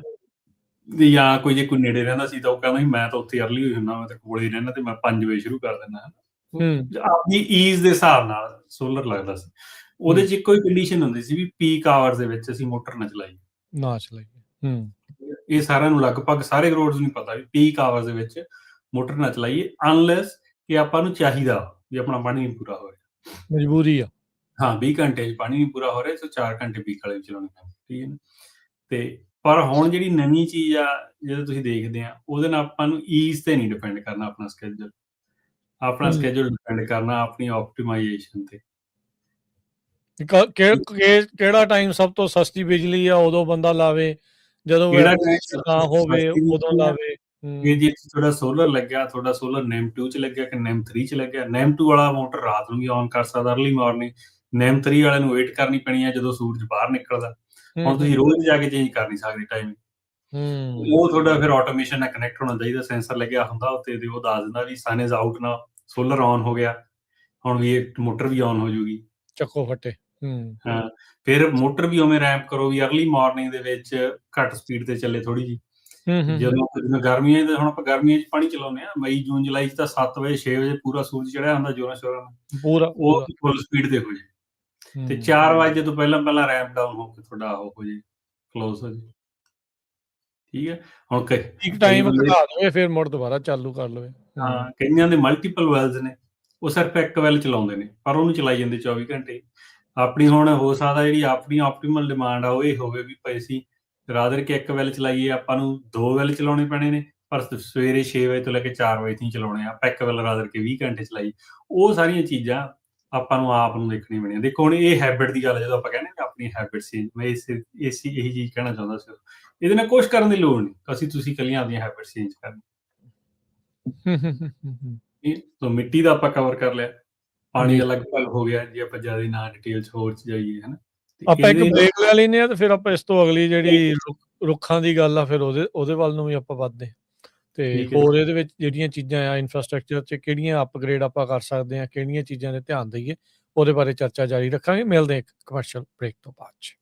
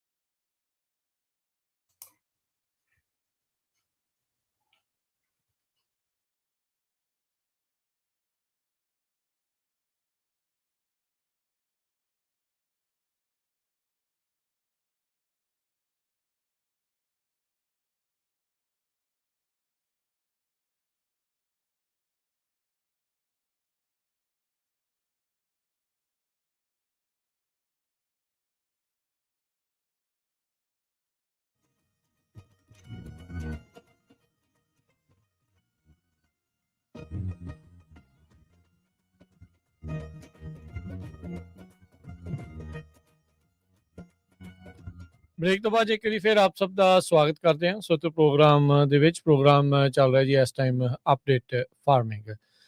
ਜੁੜ ਚੁੱਕੇ ਨੇ ਆਪਣੇ ਨਾਲ ਇੱਕ ਵਾਰੀ ਫਿਰ ਅਰਸ਼ਦੀਪ ਸਿੰਘ ਜੀ। ਅਰਸ਼ਦੀਪ ਸਿੰਘ ਜੀ ਆਇਆਂ ਨੂੰ ਸਵਾਗਤ ਹੈ। ਸਤਿ ਸ੍ਰੀ ਅਕਾਲ ਜੀ। ਜੀ ਅਰਸ਼ਦੀਪ ਸਿੰਘ ਜੀ। ਹਾਂਜੀ, ਸਤਿ ਸ੍ਰੀ ਅਕਾਲ ਜੀ। ਸੌਰੀ ਮਿਊਟ ਤੇ ਸੀ। ਹਾਂਜੀ ਜੀ ਤੇ ਗੱਲਬਾਤ ਆਪਾਂ ਆਪਣੀ ਜਾਰੀ ਰੱਖਦੇ ਹਾਂ ਵੀ ਇਨਫਰਾਸਟ੍ਰਕਚਰ ਦੇ ਵਿੱਚ ਕਿਹੜੀਆਂ ਤਬਦੀਲੀਆਂ, ਕਿਹੜੇ ਅਪਗ੍ਰੇਡ ਕਰ ਸਕਦੇ ਜਿਹਦੇ ਨਾਲ ਜਿਹੜੀ ਲਾਗਤ ਆ, ਇਨਪੁਟ ਕਾਸਟ ਆ, ਉਸ ਨੂੰ ਘਟਾਇਆ ਜਿਹੜਾ ਹੋ ਜਾ ਸਕੇ। ਤੁਸੀਂ ਬ੍ਰੇਕ ਤੋਂ ਪਹਿਲਾਂ ਗੱਲ ਕਰ ਰਹੇ ਸੀਗੇ ਜਿਹੜੇ ਪੰਪਸ ਦੀ ਬਿਜਲੀ ਨੂੰ ਜਿਹੜਾ ਉਹ ਲੈ ਕੇ ਬਦਲਣ ਦੀ ਗੱਲ ਕੀਤੀ ਵੀ ਜਿਨ੍ਹਾਂ ਦੇ VFD ਨਹੀਂ ਲੱਗਾ ਉਹ ਸੋਲਰ ਜਿਹਦੇ ਨਾਲ ਲੱਗਣਾ ਆ। ਨੈਮ ਵਾਲੇ ਕਿਹੜੇ ਆ, ਕਿਵੇਂ ਆ, ਕਿੱਦਾਂ ਉਹ ਚਲਾਉਣਾ ਆ, ਐਫੀਸ਼ੀਐਂਸੀ ਕਿੰਨੀ ਜਿਹੜੀ ਹੋਣੀ ਚਾਹੀਦੀ ਆ। ਇਹ ਸਾਰੀਆਂ ਚੀਜ਼ਾਂ ਤੁਸੀਂ ਦੱਸਿਆ ਵੀ ਜਿੱਦਾਂ ਤੁਸੀਂ ਦੱਸਿਆ ਵੀ ਤਕਰੀਬਨ ਗ੍ਰਾਂਟਾਂ ਦੇ ਵਿੱਚ ਇਹ ਮਿਲ ਜਾਂਦੀਆਂ। ਕਿਹੜੀਆਂ ਇਹ ਗ੍ਰਾਂਟਸ ਆ ਜਿਹਦੇ ਤਹਿਤ ਤੁਸੀਂ ਇਹ ਸਾਰੀਆਂ ਚੀਜ਼ਾਂ ਦੇ ਵਿੱਚ ਤਬਦੀਲੀਆਂ, ਅਪਗ੍ਰੇਡਸ ਜਿਹੜੀਆਂ ਉਹ ਕਰ ਸਕਦੇ ਆ ਤੇ ਕੀ ਇਹ ਸਟੇਟ ਦੀਆਂ ਨੇ ਜਾਂ ਫੈਡਰਲ ਦੀਆਂ ਨੇ? ਹਾਂਜੀ ਦੀ ਦੇਖੋ, ਜਿਹੜੀਆਂ ਇਹ ਗ੍ਰਾਂਟਸ ਜਿਵੇਂ ਅੱਡ-ਅੱਡ ਤਰੀਕੇ ਦੀਆਂ, ਇੱਥੇ ਕੰਮ ਕਾਫੀ ਕੰਪਲੀਕੇਟਡ ਹੋ ਜਾਂਦਾ ਹਨਾ। ਇਹ ਮੈਂ ਵੀ ਕਹਾਂ ਸੌਖਾ ਨਹੀਂ ਹੈਗਾ। ਜਿਹੜੀਆਂ ਤਾਂ ਫੈਡਰਲ ਦੀਆਂ ਨੇ ਉਹ ਅੱਗੇ ਰੂਰਲ ਡਿਵੈਲਪਮੈਂਟ ਦੇ ਅੰਡਰ ਸੋਲਰ ਲੱਗਦਾ ਹੁੰਦਾ ਸੀ ਹਨਾ। ਉਹਨਾਂ ਦੇ ਵਿੱਚ ਉਸ ਪ੍ਰੋਗਰਾਮ ਦੇ ਵਿੱਚ ਤੁਹਾਡੇ ਸੋਲਰ ਲੱਗ ਜਾਂਦਾ ਸੀ, ਸਟੈਂਡ ਅਲੋਨ ਸੋਲਰ ਲੱਗ ਜਾਂਦਾ ਹੁੰਦਾ ਸੀ। ਉਹ ਤੋਂ 25 ਤੋਂ 50% ਟੋਟਲ ਕਾਸਟ ਹੀ ਤੁਹਾਨੂੰ ਪੇ ਕਰ ਦਿੰਦੇ ਹੁੰਦੇ ਸੀ ਹਨਾ। 25% ਨਾਲ ਵੀ ਉਹ ਵਧੀਆ ਆਪਸ਼ਨ ਸੀ, ਨੋ ਬ੍ਰੇਨਰ ਸੀ ਵੀ ਲਵਾ ਲੈਣਾ ਚਾਹੀਦਾ ਸੀ ਹਨਾ। ਬਟ ਜਦੋਂ ਦਾ big new beautiful big bill ਆਇਆ ਤੇ ਉਦੋਂ ਥੋੜੀ ਚੀਜ਼ਾਂ ਥੋੜੀਆਂ ਚੇਂਜ ਹੋ ਗਈਆਂ ਉਹਦੇ ਨਾਲ ਹਨਾ। ਤੇ ਉਹਦੇ ਚ ਇੱਕ ਫੰਡਿੰਗ ਵੀ ਘਟਾਤੀ ਰੂਰਲ ਡਿਵੈਲਪਮੈਂਟ ਵਾਲੇ ਪਾਸੇ ਨੂੰ। ਤੇ ਉਹਦੇ ਚੋਂ ਉਹ ਚੀਜ਼ਾਂ ਹੁਣ ਆਲਮੋਸਟ ਖਤਮ ਵਾਂਗੂ ਹੋ ਗਈਆਂ ਫॉर ਨਾਓ। ਆਪਾਂ ਇਹ ਮੰਨ ਲਈ ਵੀ ਪੌਜ਼ ਤੇ ਆ ਜਿੰਨਾ ਚਿਰ ਆਪਣੇ ਕੋਲ ਜ਼ਿਆਦਾ ਇਨਫੋਰਮੇਸ਼ਨ ਨਹੀਂ ਆਉਂਦੀ ਹਨਾ। ਤੇ ਜਿਹੜੀ ਹੈਗੇ ਆ ਸਟੇਟ ਦੇ ਪ੍ਰੋਜੈਕਟ, ਉਹਦੇ 'ਚ ਜ਼ਰੂਰ ਸੋਲਰ ਲਈ ਪੈਸੇ ਹੈਗੇ ਆ। ਉਹ ਥੋੜ੍ਹੇ ਜ਼ਿਆਦਾ ਸਟੇਟ ਫਾਰਵਰਡ ਆ ਜਿਹੜੇ ਪ੍ਰੋਜੈਕਟ ਨੇ ਜਾਂ ਗ੍ਰਾਂਟਸ ਨੇ। ਉਹਦੇ ਵਿੱਚ ਤੁਹਾਡੇ ਇਰੀਗੇਸ਼ਨ ਪਲੱਸ ਸੋਲਰ ਲੱਗ ਜਾਂਦੇ ਨੇ ਹਨਾ। ਤੇ ਪਰ ਉਹਦੀਆਂ ਲਿਮਿਟਸ ਨੇ, ਕੈਪ ਆ ਹਨਾ। ਤੇ ਡਿਪੈਂਡ ਕਰਦਾ ਕਿਵੇਂ ਦੇਖਦੇ ਆ। 80,000 ਤੋਂ ਲੈ ਕੇ 2 ਲੱਖ ਰੁਪਏ ਤੱਕ ਤੁਹਾਨੂੰ ਉਹਦੇ 'ਚ ਮਿਲ ਜਾਂਦਾ। ਤੇ ਉਹ ਜਿਹੜੀਆਂ ਗ੍ਰਾਂਟਸ ਨੇ ਉਹ ਸਟੇਟ ਦੀਆਂ, ਉਹ ਐ ਨਹੀਂ ਵੀ ਹਮੇਸ਼ਾ ਓਪਨ ਹੁੰਦੀਆਂ। ਉਹ ਪਿਛਲੀ ਵਾਰ ਗ੍ਰਾਂਟਸ 2023 ਦੇ ਵਿੱਚ 24 ਚ ਓਪਨ ਹੋਈਆਂ ਸੀਗੀਆਂ ਉਹ ਹਨਾ। 24 ਚ 23 ਚ ਮਤਲਬ ਐਪਲੀਕੇਸ਼ਨਾਂ ਲਾਈਆਂ ਸੀ, 24 ਚ ਉਹਨਾਂ ਨੇ ਗਰੋਰ ਨੂੰ ਪੈਸੇ ਮਿਲਣੇ ਸ਼ੁਰੂ ਕੀਤੇ ਸੀ।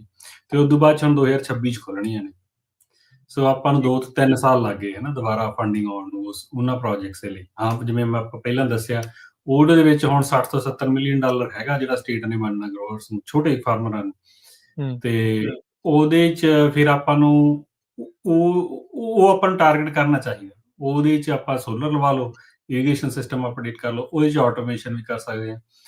ਇਸ ਵਾਰ ਜਿਹੜੀ ਆਪਾਂ ਜਿੰਨੀ ਕੁ ਜਿਹੜੇ ਉਹਨੂੰ ਮਰਜ਼ੀ ਸ਼ਬਦ ਕਹਿ ਲਓ, ਲੌਬਿੰਗ ਕਹਿ ਲਓ ਜਾਂ ਜਿਹੜਾ ਮਰਜ਼ੀ ਕਹਿ ਲਓ, ਵੀ ਪੰਜਾਬੀ ਅਮਰੀਕਨ ਗਰੋਅਰਸ ਗਰੁੱਪ ਨੇ CDFA ਨੂੰ ਪੁਸ਼ ਕਰਕੇ ਕਾਫੀ ਜਿਹੜੀਆਂ ਉਹ 'ਚ ਚੀਜ਼ਾਂ ਚੇਂਜ ਕਰਾ ਲਈਆਂ ਨੇ ਜਿਹੜੇ ਨਵੀਂ ਫੰਡਿੰਗ ਦਾ ਰਾਊਂਡ ਆਊਗਾ ਹਨਾ। ਕੀ ਚੇਂਜ ਆਏ? ਉਹਦੇ 'ਚ ਹੋਰ ਵੀ ਪਹਿਲਾਂ ਮੈਂ ਇਹ ਕਹਿ ਦਾਂ ਵੀ ਆਪਾਂ ਇਕੱਲੇ ਨਹੀਂ ਸੀ, ਹੋਰ ਵੀ ਸਮਾਲ ਫਾਰਮਰਸ ਆਰਗੇਨਾਈਜੇਸ਼ਨ ਸੀਗੀਆਂ। ਪਰ ਜਿਹੜੀ ਸਭ ਤੋਂ ਵੱਡੀ ਜੇ ਆਪਾਂ ਕਹੀਏ ਉਹ ਆਪਣਾ ਹੀ ਉੱਥੇ ਵੌਇਸ ਸੀਗੀ ਹਨਾ। ਜਿਵੇਂ ਕਿ ਉਹਦੇ 'ਚ ਅੱਗੇ ਟੈਕਨੋਲੋਜੀ ਨੂੰ ਜ਼ਿਆਦਾ ਇੰਪੋਰਟੈਂਸ ਨਹੀਂ ਹੁੰਦੀ ਸੀਗੀ। ਸਿੱਧਾ ਲਾ ਲਓ ਵੀ ਸੋਲਰ ਲਾ ਲਓ ਤੇ ਨਵਾਂ ਪੰਪ ਪਾ ਲਓ ਤੇ VFD ਲਾ ਲਓ ਹਨਾ। ਪ੍ਰੀਟੀ ਮੱਚ ਇਵੇਂ ਦਾ ਸਿੰਪਲ ਜਿਹਾ ਸਟੇਟ ਹੁੰਦਾ। ਜੇ ਤੁਸੀਂ ਹੋਰ ਕੁਝ ਆਪਸ਼ਨ ਪਾਉਂਦੇ ਸੀ ਤਾਂ ਉਹਦਾ ਸਕੋਰਿੰਗ ਨਹੀਂ ਹੁੰਦੀ ਸੀ ਜਾਂ ਤੁਹਾਨੂੰ ਡਿਨਾਈ ਕਰ ਦਿੰਦੇ ਸੀ ਹਨਾ। ਤੇ ਪਰ ਹੁਣ ਜਦੋਂ ਨਵਾਂ ਪ੍ਰੋਜੈਕਟ ਆਇਆ ਤੇ ਉਹਦੇ ਜਿਹੜੇ ਨਵੀਂ ਹੁਣ ਫੰਡਿੰਗ ਆਊਗੀ ਉਹਦੇ ਵਿੱਚ ਉਹਨਾਂ ਨੇ ਆਪਾਂ ਨੂੰ ਇਹ ਆਪਸ਼ਨ ਦੇ ਦੇਣੀਆਂ ਨੇ ਤੇ ਬਈ ਤੁਸੀਂ ਟੈਕਨੋਲੋਜੀ ਵੀ ਪਾ ਸਕਦੇ ਆ ਆਪਦੇ ਵਿੱਚ ਹਨਾ। ਤੇ ਫੋਰ ਐਗਜ਼ਾਮਪਲ ਜਿਵੇਂ ਆਪਾਂ ਕਹਿ ਦਿੰਦੇ ਵੀ ਆਪਾਂ ਪਾਣੀ ਦੀ ਗੱਲ ਕੀਤੀ ਸੀਗੀ, ਵਾਟਰ ਟਰੀਟਮੈਂਟ ਦੀ ਗੱਲ ਕੀਤੀ ਸੀ, ਵਾਟਰ ਟਰੀਟਮੈਂਟ ਹੋਣੀ ਚਾਹੀਦੀ ਹੈ। ਅੱਗੇ ਸਵੀਪ ਇਹੋ ਜਿਹੀਆਂ ਚੀਜ਼ਾਂ ਕਵਰ ਨਹੀਂ ਕਰਦੀ ਸੀ। ਹੁਣ ਘੱਟੋ ਘੱਟ ਉਹਨਾਂ ਕੋਲ ਦੇਖੋ ਸਮੱਸਿਆ ਸਟੇਟ ਦੇ ਸਾਰੇ ਜਾਂ ਫੈਡਰਲ ਦੇ ਜਿਹੜੇ ਵੱਡੀਆਂ ਅਥਾਰਟੀਜ਼ ਨੇ ਉਹਨਾਂ ਦੀ ਇਹੀ ਆ ਵੀ ਉਹਨਾਂ ਨੂੰ ਟੈਕਨੋਲੋਜੀ ਵਾਲੇ ਪਾਸੇ ਉਹ ਜਮਾਂ ਪੱਧਰੇ ਹੀ ਵਿਚਾਰੇ। ਉਹਨਾਂ ਨੂੰ ਆਪਾਂ ਨੂੰ ਦੱਸਣਾ ਪੈਂਦਾ ਵੀ ਕੀ ਟੈਕਨੋਲੋਜੀ ਆ ਹਨਾ, ਮਤਲਬ ਵੀ ਕੀ ਕਰਦੀ ਹੈ ਤੇ ਕੀ ਬੈਨੀਫਿਟ ਹੋਣਗੇ। ਉਹਨਾਂ ਦੇ ਚੈਕਸ ਐਂਡ ਬੈਲੈਂਸ ਨਹੀਂ ਹੈਗੇ ਬਣਾਏ ਹੋਏ, ਡਿਜ਼ਾਈਨ ਨਹੀਂ ਕੀਤੇ। ਜਿਵੇਂ ਜਿੱਥੇ ਉਹ ਪੁਰਾਣੀ ਜਿਵੇਂ ਕਵਰ ਕ੍ਰੌਪ ਲਾ ਲਓ, ਉਹਨਾਂ ਨੂੰ ਪੱਕਾ ਹੀ ਪਤਾ ਵੀ ਪੁਰਾਣੀ ਕਵਰ ਕ੍ਰੌਪ ਲੱਗਦੀ ਹੈ, ਬਸ ਆਹ ਠੀਕ ਹੈ, ਉਹਦੇ ਚੈਕਸ ਐਂਡ ਬੈਲੈਂਸ ਨੇ ਹਨਾ। ਪਰ ਐਤਕੀ ਉਹਨਾਂ ਨੇ ਜਿਹੜਾ ਥੋੜਾ ਜਿਹਾ ਰੂਮ ਦਿੱਤਾ, ਉਹ ਕਹਿੰਦੇ ਵੀ we will leave it open. ਜੇ ਕੋਈ ਬੰਦਾ ਕ੍ਰੀਏਟਿਵ ਹੋ ਕੇ ਕੋਈ ਚੀਜ਼ਾਂ ਕਰਨੀਆਂ ਚਾਹੁੰਦਾ ਤਾਂ ਕਰੇ, we will entertain it. Rather ਕੇ ਜਿਵੇਂ ਅੱਗੇ ਡਿਨਾਈ ਹੋ ਜਾਂਦੀ ਸੀ, ਹਨਾ। ਹੁਣ ਉਹਨਾਂ ਲਈ ਫਰੇਮਵਰਕ ਬਣਾਉਣਾ ਔਖਾ, ਕਿਉਂਕਿ ਉਹਨਾਂ ਨੂੰ ਪਤਾ ਕੁਛ ਨਹੀਂ ਉਹਦੇ ਬਾਰੇ। ਸੋ ਇਹ ਚੀਜ਼ਾਂ ਜ਼ਰੂਰ ਐਤਕੀ ਫਰਕ ਪੈ ਜਾਊਗਾ। ਉਹਦੇ ਵਿੱਚ ਜਿਵੇਂ ਵਾਟਰ ਟਰੀਟਮੈਂਟ ਵਾਲੀ ਆ ਗਈ, ਵੀ ਤੁਸੀਂ ਟਰੀਟਮੈਂਟ ਲਾ ਲਓ, ਜਾਂ ਆਟੋਮੇਸ਼ਨ, ਫੁੱਲੀ ਆਟੋਮੇਸ਼ਨ, ਇਹ ਚੀਜ਼ਾਂ ਉਹਦੇ ਵਿੱਚ ਐਡ ਕਰਾ ਸਕਦੇ, ਹਨਾ। ਸੋ ਇੱਕ ਇਹ ਫੰਡਿੰਗ ਹੋ ਗਈ, ਸਟੇਟ ਦੀ ਹੋ ਗਈ, ਫੈਡਰਲ ਦੀ ਹੋ ਗਈ। ਫਿਰ ਕਈ ਵਾਰ ਇਹੋ ਜਿਹੀਆਂ ਵੀ ਆਪਸ਼ਨਸ ਆ ਜਾਂਦੀਆਂ ਹੁੰਦੀਆਂ ਜਿਹੜੀਆਂ ਨਾ, ਜਿਵੇਂ ਵੱਡੀਆਂ ਆਰਗੇਨਾਈਜੇਸ਼ਨਸ ਨੇ, ਜਿਵੇਂ ਫੇਸਬੁੱਕ ਹੋ ਗਈ ਜਾਂ ਮਾਈਕਰੋਸੌਫਟ, ਜਾਂ ਜਿਹੜੀਆਂ ਇਹ ਡੋਨੇਟ ਕਰਦੇ ਨੇ এনवायरमेंट ਲਈ ਪੈਸੇ। ਅੱਛਾ। ਜਿਵੇਂ ਖਾਸ ਕਰਕੇ ਜਿਹੜੀਆਂ ਆਪਣੇ ਏਰੀਏ ਦੀਆਂ, ਜਿਵੇਂ ਗੂਗਲ ਹੋ ਗਈ, ਇਹ ਫੇਸਬੁੱਕ ਹੋ ਗਈ, ਇਹਨਾਂ ਦੀ ਉਹ ਫੰਡਿੰਗ ਹੁੰਦੀ ਆ। ਇਹ ਥੋੜੀ ਥੋੜੀ ਫੰਡਿੰਗ ਦਿੰਦੇ ਹੁੰਦੇ, ਉਹ 'ਚ ਜ਼ਿਆਦਾ ਪੈਸੇ ਨਹੀਂ ਹੁੰਦੇ, ਬਟ ਜਿੰਨੇ ਵੀ ਮਿਲਦੇ, ਜੇ ਮੰਨ ਲਓ ਹੁਣ ਤੁਹਾਡਾ ਕੋਈ 40-50 ਹਜ਼ਾਰ ਦਾ ਪ੍ਰੋਜੈਕਟ ਆ, ਉਹ 'ਚ ਤੁਹਾਨੂੰ ਇਹ ਵੀ, ਉਹ 'ਚ ਸਾਰੀ ਨਹੀਂ ਕਵਰ ਕਰ ਦਿੰਦੇ, ਪਰਸੈਂਟੇਜ ਹੁੰਦੀ ਹੈ ਡਿਪੈਂਡਿੰਗ ਔਨ, ਹਨਾ। ਜੇ 50% ਵੀ ਕਵਰ ਹੋ ਜਾਂਦੇ, ਆਪਾਂ ਨੂੰ ਤਾਂ ਫਿਰ ਵੀ ਨੋ ਬ੍ਰੇਨਰ ਲਵਾ ਲੈਣੀਆਂ ਚਾਹੀਦੀਆਂ ਉਹ ਜਿਹੀਆਂ ਚੀਜ਼ਾਂ। ਠੀਕ ਹੈ। ਉਹਦੇ ਲਈ ਜਦੋਂ ਵੀ ਫੰਡਿੰਗ ਆਉਂਦੀ ਆ, ਆਪਾਂ ਹਰੇਕ ਵਾਰ ਵੀਡੀਓ ਦੱਸਦੇ ਹਾਂ ਵੀ ਆਹ ਫੰਡਿੰਗ ਆਉਣ ਲੱਗੀ ਆ, ਆਹ ਫੰਡਿੰਗ ਆਉਣ ਲੱਗੀ ਆ, ਹਨਾ। ਐਕਸਟ੍ਰੀਮ ਵੈਦਰ ਆ, ਕਿਸੇ ਦਾ ਪ੍ਰੋਡਕਸ਼ਨ ਲਾਸ ਆ, ਕਿਸੇ ਦੇ ਬੋਰ ਡੂੰਘੇ ਹੋਏ ਆ, ਭਾਈ ਸਾਨੂੰ ਅੱਜ ਕਾਲ ਕਰ ਲਓ, ਹਨਾ। ਤੇ ਆਪਾਂ ਉਹਦੀ ਜਿੰਨੀ ਹੈਲਪ ਕਰ ਸਕਦੇ ਹਾਂ ਕਰਵਾ ਸਕਦੇ ਹਾਂ। ਸੋ ਇਹ ਸਾਰੀਆਂ ਚੀਜ਼ਾਂ ਪਾਣੀ ਵਾਲੇ ਪਾਸੇ ਆਪਾਂ ਯੂਜ਼ ਕਰ ਸਕਦੇ ਹਾਂ। ਐਕਸਟ੍ਰੀਮ ਵੈਦਰ ਵਾਲੀਆਂ ਜਿਵੇਂ ਪਾਣੀ ਦੇ ਆ ਜਾਂਦਾ, ਵੀ ਜਿਨ੍ਹਾਂ ਦੇ ਬੋਰ ਦੇ ਕੋਈ ਐਕਸਪੈਂਸ ਹੋਏ ਨੇ, ਹਾਲਾਂਕਿ ਉਹਨਾਂ ਦੀ ਸਾਲ ਦੀ ਲਿਮਿਟ ਆ, ਸਟੇਟ ਦੀ ਫੰਡਿੰਗ ਆ, ਉਹਦੇ 'ਚ ਜਦੋਂ ਪਿਛਲੀ ਵਾਰ ਇਹਨਾਂ ਨੇ ਵੰਡੇ 22 ਮਿਲੀਅਨ ਸੀਗਾ, ਤੇ ਤਕਰੀਬਨ ਐਤਕੀ ਵੀ ਉਨੇ ਕੀ ਪੈਸੇ ਨੇ, ਹਨਾ, ਵੰਡਣ ਨੂੰ। ਤੇ ਉਹਦੇ 'ਚ ਇੱਕ ਆ ਵੀ, ਇੱਕ ਗਰੋਅਰ ਨੂੰ, ਛੋਟੇ ਗਰੋਅਰਾਂ ਲਈ ਡਿਜ਼ਾਈਨ ਕੀਤਾ ਹੈ, ਵੱਡੇ ਤੇ ਮੀਡੀਅਮ ਸਾਈਜ਼ ਕੁਆਲੀਫਾਈ ਨਹੀਂ ਕਰਦੇ, ਪਰ $20,000 ਤੱਕ ਸਾਲ ਦਾ ਦੇ ਦਿੰਦੇ ਆ। ਮੰਨ ਲਓ ਵੀ ਤੁਹਾਡਾ ਬੋਰ ਤੇ ਖਰਚਾ ਲੈਸ ਸੇ $60,000, ਹਨਾ। ਉਹ ਇਹ ਨਹੀਂ ਕਹਿੰਦੇ ਵੀ ਅਸੀਂ 60 ਨਹੀਂ ਦੇਣਾ, ਵੀ ਅਸੀਂ 20 ਹੀ ਦੇਵਾਂਗੇ। ਉਹ ਕਹਿੰਦੇ ਵੀ ਦੇਵਾਂਗੇ 60 ਹੀ, ਪਰ ਇੱਕ ਸਾਲ 'ਚ 20,000 ਹੀ ਦੇਵਾਂਗੇ, 3 ਸਾਲਾਂ 'ਚ ਦੇਵਾਂਗੇ ਪੈਸੇ। ਠੀਕ ਹੈ, ਓਕੇ, ਥੋੜੇ ਥੋੜੇ ਕਰਕੇ। ਹਾਂ, ਵੀ ਸਾਡੀ ਲਿਮਿਟ ਹੈ, ਕਿਉਂਕਿ ਪ੍ਰੋਗਰਾਮ ਉਵੇਂ ਡਿਜ਼ਾਈਨ ਕੀਤਾ ਨਾ, ਡਿਜ਼ਾਈਨ ਛੋਟੇ ਗਰੋਅਰ ਲਈ ਕੀਤਾ ਹੋਇਆ। ਜਦੋਂ ਆਪਾਂ ਛੋਟੇ ਗਰੋਅਰ ਦੀ ਗੱਲ ਕਰਦੇ ਨੇ, ਇੱਕ ਤਾਂ ਆਪਣੀ ਜਿਹੜੀ ਡੈਫੀਨੇਸ਼ਨਸ ਨੇ ਉਹ ਪੂਰੀਆਂ ਸੈੱਟ ਨਹੀਂ ਹੈਗੀਆਂ। ਜਿਵੇਂ ਛੋਟੇ ਗਰੋਅਰ ਨੂੰ ਆਪਾਂ ਮੰਨ ਲੈਂਦੇ 20-40 ਵਾਲੇ ਏਕੜ ਵਾਲਾ, ਉਹਨਾਂ ਦਾ ਛੋਟਾ ਗਰੋਅਰ ਹੈਗਾ 2-3 ਏਕੜ ਵਾਲਾ ਸਬਜ਼ੀਆਂ ਵਾਲਾ। ਸੋ ਇਟ ਆਲਵੇਜ਼, ਹਨਾ। ਸੋ ਉਹਨਾਂ ਲਈ 20,000 ਬਹੁਤ ਵੱਡੀ ਰਕਮ, ਉਹ ਤਾਂ 20,000 ਤੱਕ ਜਾਂਦੇ ਹੀ, ਉਹਨਾਂ ਨੂੰ ਤਾਂ ਕਲੇਮ ਵੀ ਬਹੁਤ ਛੋਟੇ ਹੁੰਦੇ ਆ, 5,000, 7,000, 4,000, ਏਡੇ ਕਲੇਮ ਜਾਂਦੇ ਹੁੰਦੇ ਨੇ ਛੋਟੇ ਗਰੋਅਰ ਦੇ, ਹਨਾ। ਸੋ ਜਿਹੜਾ ਆਪਣੇ ਆਰਚਰਡ ਸੈਟਅਪ 'ਚ ਥੋੜੇ ਜਿਹੇ ਫਿਰ ਕਲੇਮ ਵੱਧ ਜਾਂਦੇ ਨੇ, ਪਰ ਉਹਦੇ 'ਚ ਵੀ ਦੇਖੋ ਆਪਸ਼ਨ ਆ, ਵੀ ਉਹ ਕਹਿੰਦੇ ਤੁਸੀਂ ਮਲਟੀਪਲ ਈਅਰਸ ਕਲੇਮ ਕਰ ਲਓ, ਹਨਾ। ਸੋ ਇਹ ਸਾਰੀਆਂ ਚੀਜ਼ਾਂ, ਕਹਿਣ ਦਾ ਮਤਲਬ ਇਹ ਹੈ ਵੀ ਆਪਾਂ 2 ਹਜੇ ਤੱਕ ਦੇਖੋ ਟੌਪਿਕ ਕੀਤੇ ਆ, ਇੱਕ ਤਾਂ ਮਿੱਟੀ ਦਾ ਤੇ ਪਾਣੀ ਦਾ। ਹੁਣ ਇਹ 'ਚ ਆਪਾਂ ਕਿੰਨੀਆਂ ਚੀਜ਼ਾਂ ਐਡ ਕਰ ਸਕਦੇ ਹਾਂ, ਹਰੇਕ ਬੰਦਾ ਕਰਨੀ ਚਾਹੁੰਦਾ, ਪਰ ਉਹ ਕਹਿੰਦਾ ਮੇਰੇ ਕੋਲ ਪੈਸੇ ਨਹੀਂ, ਪਰ ਉਹ 'ਚ ਕਿੰਨੀਆਂ ਆਪਸ਼ਨਸ ਨੇ, ਕਿੰਨੀਆਂ ਜ਼ਿਆਦੇ ਆਪਸ਼ਨਸ ਨੇ। ਮੈਂ ਤਾਂ ਇਹ ਕਹਿਣਾ ਨਾ, ਵੀ ਜਦੋਂ ਕੋਈ ਬੰਦਾ ਮੈਨੂੰ ਮਿਲਦਾ, ਜ਼ਿਆਦੇ ਮੈਂ ਇਹੀ ਪੁੱਛਦਾ ਨਾ, ਵੀ ਕਿਹੋ ਜਿਹੇ ਤੁਸੀਂ ਗ੍ਰਾਂਟਸ ਐਂਡ ਇਨਸੈਂਟਿਵ ਲਏ ਨੇ ਪਿਛਲੇ 5-7 ਸਾਲ 'ਚ, ਹਨਾ। ਐਨਆਰਜੀਐਸ ਨੂੰ ਛੱਡ ਕੇ ਕਿਸੇ ਕੋਲ ਕੋਈ ਫੰਡਿੰਗ ਨਹੀਂ ਹੁੰਦੀ, ਹਨਾ, ਇਰੀਗੇਸ਼ਨ ਤੋਂ। ਉਹ ਵੀ ਤੁਸੀਂ ਇਰੀਗੇਸ਼ਨ ਕਦੋਂ ਪਾਉਣੇ ਆ, ਇੱਕ ਵਾਰ ਜਦੋਂ ਆਰਚਰਡ ਡਿਵੈਲਪ ਕਰਦੇ ਹੋ ਉਦੋਂ ਪਾ ਲੈਂਦੇ, ਮਗਰ 25 ਸਾਲ ਉਹ ਚੱਲਦੀ ਰਹਿੰਦੀ, ਹਨਾ। ਤੁਸੀਂ ਆਪਦੇ ਆਪ ਤੇ ਇਨਵੈਸਟ ਕਰੋ, ਫ੍ਰੀ ਬੀਜ ਨਾ ਲਓ, ਮੇਰਾ ਕਹਿਣ ਦਾ ਮਤਲਬ, ਪਰ ਉਹਨਾਂ ਨੂੰ ਆਪਦੇ ਇਨਫਰਾਸਟ੍ਰਕਚਰ ਤੇ ਇਨਵੈਸਟ ਕਰੋ, ਨਾ ਕਿ ਕਿਤੇ ਹੋਰ ਉਹਨਾਂ ਨੂੰ ਐਕਸਪੈਂਡ ਕਰੋ। ਉਹਦੇ ਨਾਲ ਤੁਹਾਨੂੰ ਲੌਂਗ ਟਰਮ ਬਹੁਤ ਜ਼ਿਆਦਾ ਬੈਨੀਫਿਟ ਹੁੰਦਾ।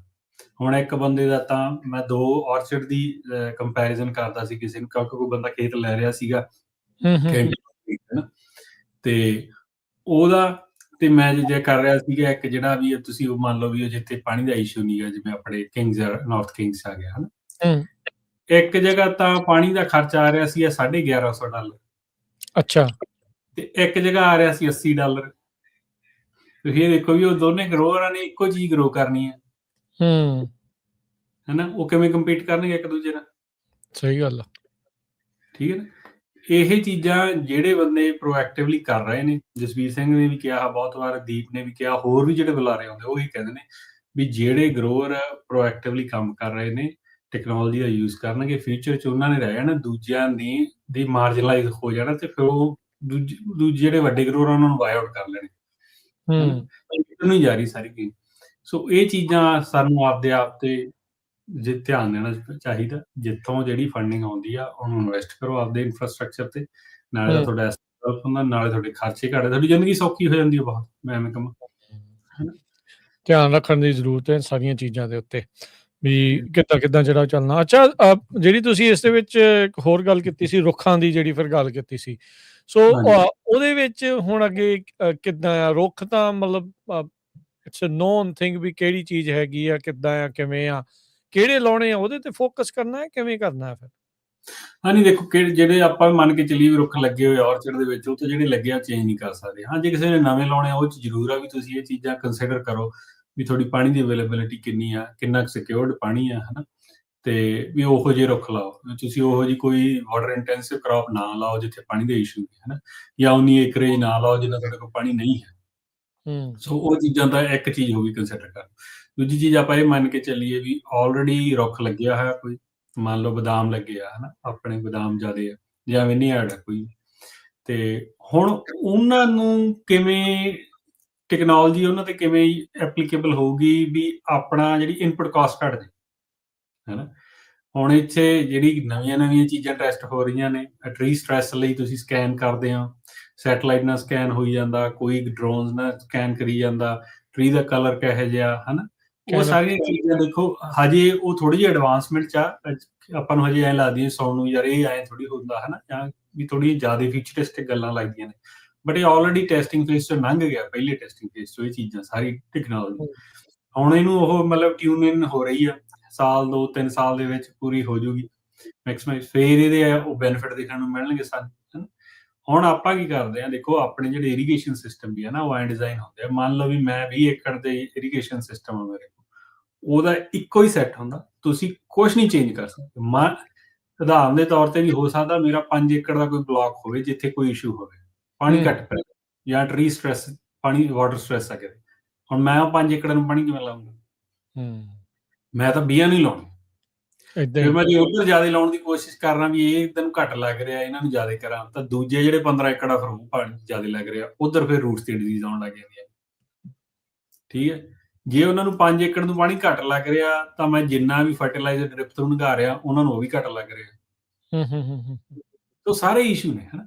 ਇਹ ਚੀਜ਼ 'ਚ ਆਉਂਦੀ ਆ ਆਟੋਮੇਸ਼ਨ ਦੇ ਵਿੱਚ। ਆਟੋਮੇਸ਼ਨ ਜਦੋਂ ਕਰਦੇ ਨੇ ਇਰੀਗੇਸ਼ਨ ਦੀ, ਉਹ ਮਲਟੀਪਲ ਸੈਟਸ ਬਣਾਉਂਦੇ ਨੇ, ਤੇ ਜਦੋਂ ਕੱਲ ਨੂੰ ਫਿਊਚਰ 'ਚ ਆਊਗਾ ਨਾ, ਤਾਂ ਦੇਖੋ ਵੀ ਉਹ ਅੱਡ ਰੋਜ਼ ਦੇ ਵਿੱਚ ਤੁਸੀਂ ਕੰਟਰੋਲ ਕਰਨ ਦੇ ਕੈਪੇਬਲ ਹੋਵੋਗੇ ਚੀਜ਼ਾਂ। ਹਜੇ ਉਹ ਫਾਈਨੈਂਸ਼ੀਅਲੀ ਵਾਇਬਲ ਨਹੀਂ, ਬਟ ਫਿਊਚਰ 'ਚ ਹੋਣਗੀਆਂ, ਕਿਉਂਕਿ ਟੈਕਨੋਲੋਜੀ ਸਸਤੀ ਹੋਈ ਜਾਂਦੀ ਹੈ ਦਿਨੋਂ ਦਿਨ, ਹਨਾ।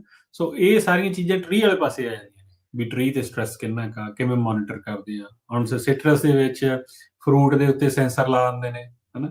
ਉਹ ਫਰੂਟ ਦੇ ਸੈਂਸਰ ਮਤਲਬ ਜਿਵੇਂ ਆਪਣੇ ਤੁਸੀਂ ਦੇਖਿਆ ਹੋਣਾ, ਜਿਵੇਂ ਵਧੀਆ ਕੈਲੀਪਰ ਹੁੰਦੇ ਨੇ, ਕੈਲੀਪਰ ਟਾਈਪ ਇੱਕ ਆਈਟਮ ਲੱਗ ਜਾਂਦੀ ਹੈ, ਉਹ ਨਾਲ ਜਿਵੇਂ ਫੁੱਲਦਾ ਰਹਿੰਦਾ, ਤੇ ਉਵੇਂ ਉਹ ਰੀਡਿੰਗ ਦਿੰਦਾ ਰਹਿੰਦਾ ਵੀ ਫਰੂਟ ਦਾ ਸਾਈਜ਼ ਐਡਾ ਹੋ ਗਿਆ। ਫਿਰ ਉਹ ਇਹ ਵੀ ਦੱਸਦਾ ਰਹਿੰਦਾ ਵੀ ਇਸ ਵੀਕ ਦੇ ਵਿੱਚ ਫਰੂਟ ਦਾ ਸਾਈਜ਼ ਐਵਰੇਜ ਇੰਡਸਟਰੀ ਸਾਈਜ਼ ਛੋਟਾ ਕਿ ਵੱਡਾ, ਉਹਦੇ ਹਿਸਾਬ ਨਾਲ ਤੁਸੀਂ ਆਪਦੀ ਇਰੀਗੇਸ਼ਨ ਕੰਟਰੋਲ ਕਰੋ, ਕਿਉਂਕਿ ਜ਼ਿਆਦਾ ਪਾਣੀ ਮੀਨਸ ਜ਼ਿਆਦਾ ਸਾਈਜ਼ ਵੱਡਾ ਹੋਊਗਾ। ਕਦੋਂ ਵੱਡਾ ਕਰਨਾ, ਕਦੋਂ ਛੋਟਾ ਕਰਨਾ, ਠੀਕ ਹੈ ਨਾ। ਉਹ ਸਾਰੀਆਂ ਚੀਜ਼ਾਂ ਹੀ ਮਤਲਬ ਤੁਹਾਡੇ ਇੰਪੈਕਟ ਕਰਦੀਆਂ ਨੇ। ਹੁਣ ਇਹ ਛੋਟੇ ਐਕਸਪੈਂਸ ਨੇ, ਜਦੋਂ ਬੰਦਾ ਉਹ ਕਰਨ ਲੱਗਦਾ ਤਾਂ ਬਹੁਤ ਬਣ ਜਾਂਦੇ ਨੇ ਐਂਡ ਤੇ ਜਾ ਕੇ। ਪਰ ਗੱਲ ਇੱਥੇ ਆ ਜਾਂਦੀ ਹੈ ਵੀ ਇਹਨੂੰ ਤੁਸੀਂ ਕਿਸੇ ਨਾ ਕਿਸੇ ਪ੍ਰੋਗਰਾਮ ਦੇ ਵਿੱਚ ਐਮਬੈਡ ਕਰ ਸਕਦੇ। ਜੇ ਕੁਐਸਚਨ ਆ ਤਾਂ ਆਨਸਰ ਹੈਗਾ ਹਾਂ। 2-3 ਮੇਜਰ ਪ੍ਰੋਗਰਾਮ ਨੇ ਜਿਨ੍ਹਾਂ ਦੇ ਵਿੱਚ ਇਹ ਚੀਜ਼ਾਂ ਸਾਰੀਆਂ ਐਮਬੈਡ ਹੋ ਜਾਂਦੀਆਂ ਤੇ ਪੇਡ ਹੋ ਜਾਂਦੀਆਂ, ਠੀਕ ਹੈ। ਉਦੋਂ ਬਾਅਦ ਤੁਹਾਡੀ ਐਨੂਅਲ ਸਬਸਕ੍ਰਿਪਸ਼ਨ ਰਹਿ ਜਾਂਦੀ ਹੈ, ਜਿਹੜੀ ਇੰਨੀ ਵੱਡੀ ਆਈਟਮ ਨਹੀਂ ਹੁੰਦੀ ਗੀ। $100-200 ਤੁਹਾਨੂੰ ਐਨੂਅਲ ਸਬਸਕ੍ਰਿਪਸ਼ਨ ਆਉਣ ਲੱਗੀ, ਉਹ ਬੰਦਾ ਈਜ਼ੀਲੀ ਮੈਨੇਜ ਕਰ ਸਕਦਾ। ਜਿਹੜੀ ਵਨ ਟਾਈਮ ਇਨੀਸ਼ੀਅਲ ਕਾਸਟ ਆ ਵੀ $3-4,000 ਜਿਹੜਾ ਲੱਗਦਾ ਜਾਂ ਜਿੰਨਾ ਵੀ ਲੱਗਦਾ, ਹਨਾ, ਉਹ ਹੋ ਜਾਂਦਾ ਕਈ ਵਾਰ ਵੀ ਛੋਟੀਆਂ ਚੀਜ਼ਾਂ ਨਾਲ ਬਹੁਤ ਪੈਸੇ ਬਣ ਜਾਂਦੇ ਆ, ਹਨਾ। ਸੋ ਇਹਨਾਂ ਚੀਜ਼ਾਂ ਦੇ ਆਪਾਂ ਨੂੰ ਹੁਣੇ ਧਿਆਨ ਦੇਣਾ ਚਾਹੀਦਾ। ਜੇ ਕਿਸੇ ਦਾ ਕੁਐਸਚਨ ਆ ਤੁਸੀਂ ਪੁੱਛੋ, ਹਨਾ, ਆਪਾਂ ਵੀ ਅਵੇਲੇਬਲ ਆ ਸਾਰਾ ਟਾਈਮ ਆਨਸਰ ਕਰਨ ਨੂੰ। ਬਹੁਤ ਥੋੜ੍ਹੀਆਂ ਇਰੀਗੇਸ਼ਨ ਕੰਪਨੀਆਂ ਨੇ ਜਿਹੜੀਆਂ ਇਹਨਾਂ ਚੀਜ਼ਾਂ ਤੇ ਫੋਕਸ ਕਰਦੀਆਂ, ਜਿਹੜੀਆਂ ਗਰੋਅਰਸ ਡਰਿਵਨ ਨੇ, ਨਹੀਂ ਆਪਣੇ ਬਿਜ਼ਨਸ ਡਰਿਵਨ ਨੇ। ਉਹਨਾਂ ਨੇ ਪੈਸੇ ਬਣਾਉਣੇ ਹੁੰਦੇ, ਵੱਧ ਤੋਂ ਵੱਧ ਪੈਸੇ ਕਿੱਥੇ ਬਣਦੇ ਆ। ਤੇ ਰਾਦਰ ਕੇ ਦੇਖਿਆ ਜਾਵੇ, ਮੈਂ ਇੱਕ ਮੀਟਿੰਗ 'ਚ ਗਿਆ, ਕਿਸੇ ਕੋਈ ਮੈਨੂੰ ਪ੍ਰੈਜੈਂਟੇਸ਼ਨ ਦੇ ਰਿਹਾ ਸੀਗਾ, ਮੈਂ ਨਾ ਚਲੋ ਮੈਂ ਕੰਪਨੀ ਦਾ ਨਾਂ ਕੀ ਲੈਣਾ, ਉਹ ਕਹਿੰਦੇ ਵੀ ਐਂ ਕਰਕੇ ਵੀ ਹੈਗਾ, ਹਨਾ, ਸਾਰਾ ਆਹ ਗਰੋਅਰ ਦੀ ਰਿਟਰਨ, ਹਨਾ। ਮੈਂ ਕਿਹਾ ਵੀ ਮੈਂ ਜੇ ਗਰੋਅਰ ਆ ਵੀ ਠੀਕ ਹੈ, ਮੇਰੀ ਸੇਵਿੰਗ ਦਿਖਾਉਂਦੇ ਸੀਗੇ ਉਹ, ਹਨਾ, ਐਨਰਜੀ ਬਿੱਲ ਦੀ, ਤੇ ਵੀ 10% ਸੇਵਿੰਗ ਹੋਊਗੀ ਤੇ ਉਦੋਂ ਬਾਅਦ 'ਚ 10ਵੇਂ ਸਾਲ ਤੋਂ ਬਾਅਦ 'ਚ ਹੋਰ ਵੀ ਵੱਧ ਜਾਂਦੀ। ਤੇ ਮੇਰਾ ਜਾਣੀ ਕੁਐਸਚਨ ਇਹ ਸੀਗਾ ਵੀ ਮੈਂ ਕਿਹਾ ਵੀ ਓਕੇ ਇਹਦਾ ਠੀਕ ਆ, ਪਰ ਮੈਂ ਐਂ ਨਹੀਂ ਕਰੂੰਗਾ, ਮੈਂ ਇਹਨੂੰ ਮਤਲਬ ਆਹ ਚੇਂਜਸ ਕਰੂੰਗਾ। ਚਲੋ ਆਪਾਂ ਡਿਟੇਲ 'ਚ ਨਾ ਜਾਈਏ। ਮੈਂ ਕਿਹਾ ਮੇਰੀ ਸੇਵਿੰਗ 25 ਤੋਂ 30% ਬਣ ਜਾਏ। ਉਹ ਕਹਿੰਦੇ ਫਿਰ ਸਾਨੂੰ ਉਹਦੇ 'ਚ ਪੈਸੇ ਨਹੀਂ ਬਣਨੇ, ਵੀ ਆਰ ਨੋਟ ਇੰਟਰਸਟਿਡ। ਗੱਲ ਆ ਪੈਸੇ ਉਹਨਾਂ ਦੇ ਬਣਾਉਣੇ ਆ। ਹਾਂ, ਸੋ ਸਾਰੇ ਬਿਜ਼ਨੈਸ ਜਿਹੜੇ ਆਏ ਆ ਉਹ ਐਂ ਰਨ ਕਰਦੇ ਨੇ, ਤੇ ਉਹ ਆਪਾਂ ਨੂੰ ਧਿਆਨ ਦੇਣਾ ਚਾਹੀਦਾ ਵੀ ਆਪਾਂ ਕਿਹਨਾਂ ਤੋਂ ਕੰਮ ਕਰਾਉਂਦੇ ਆ।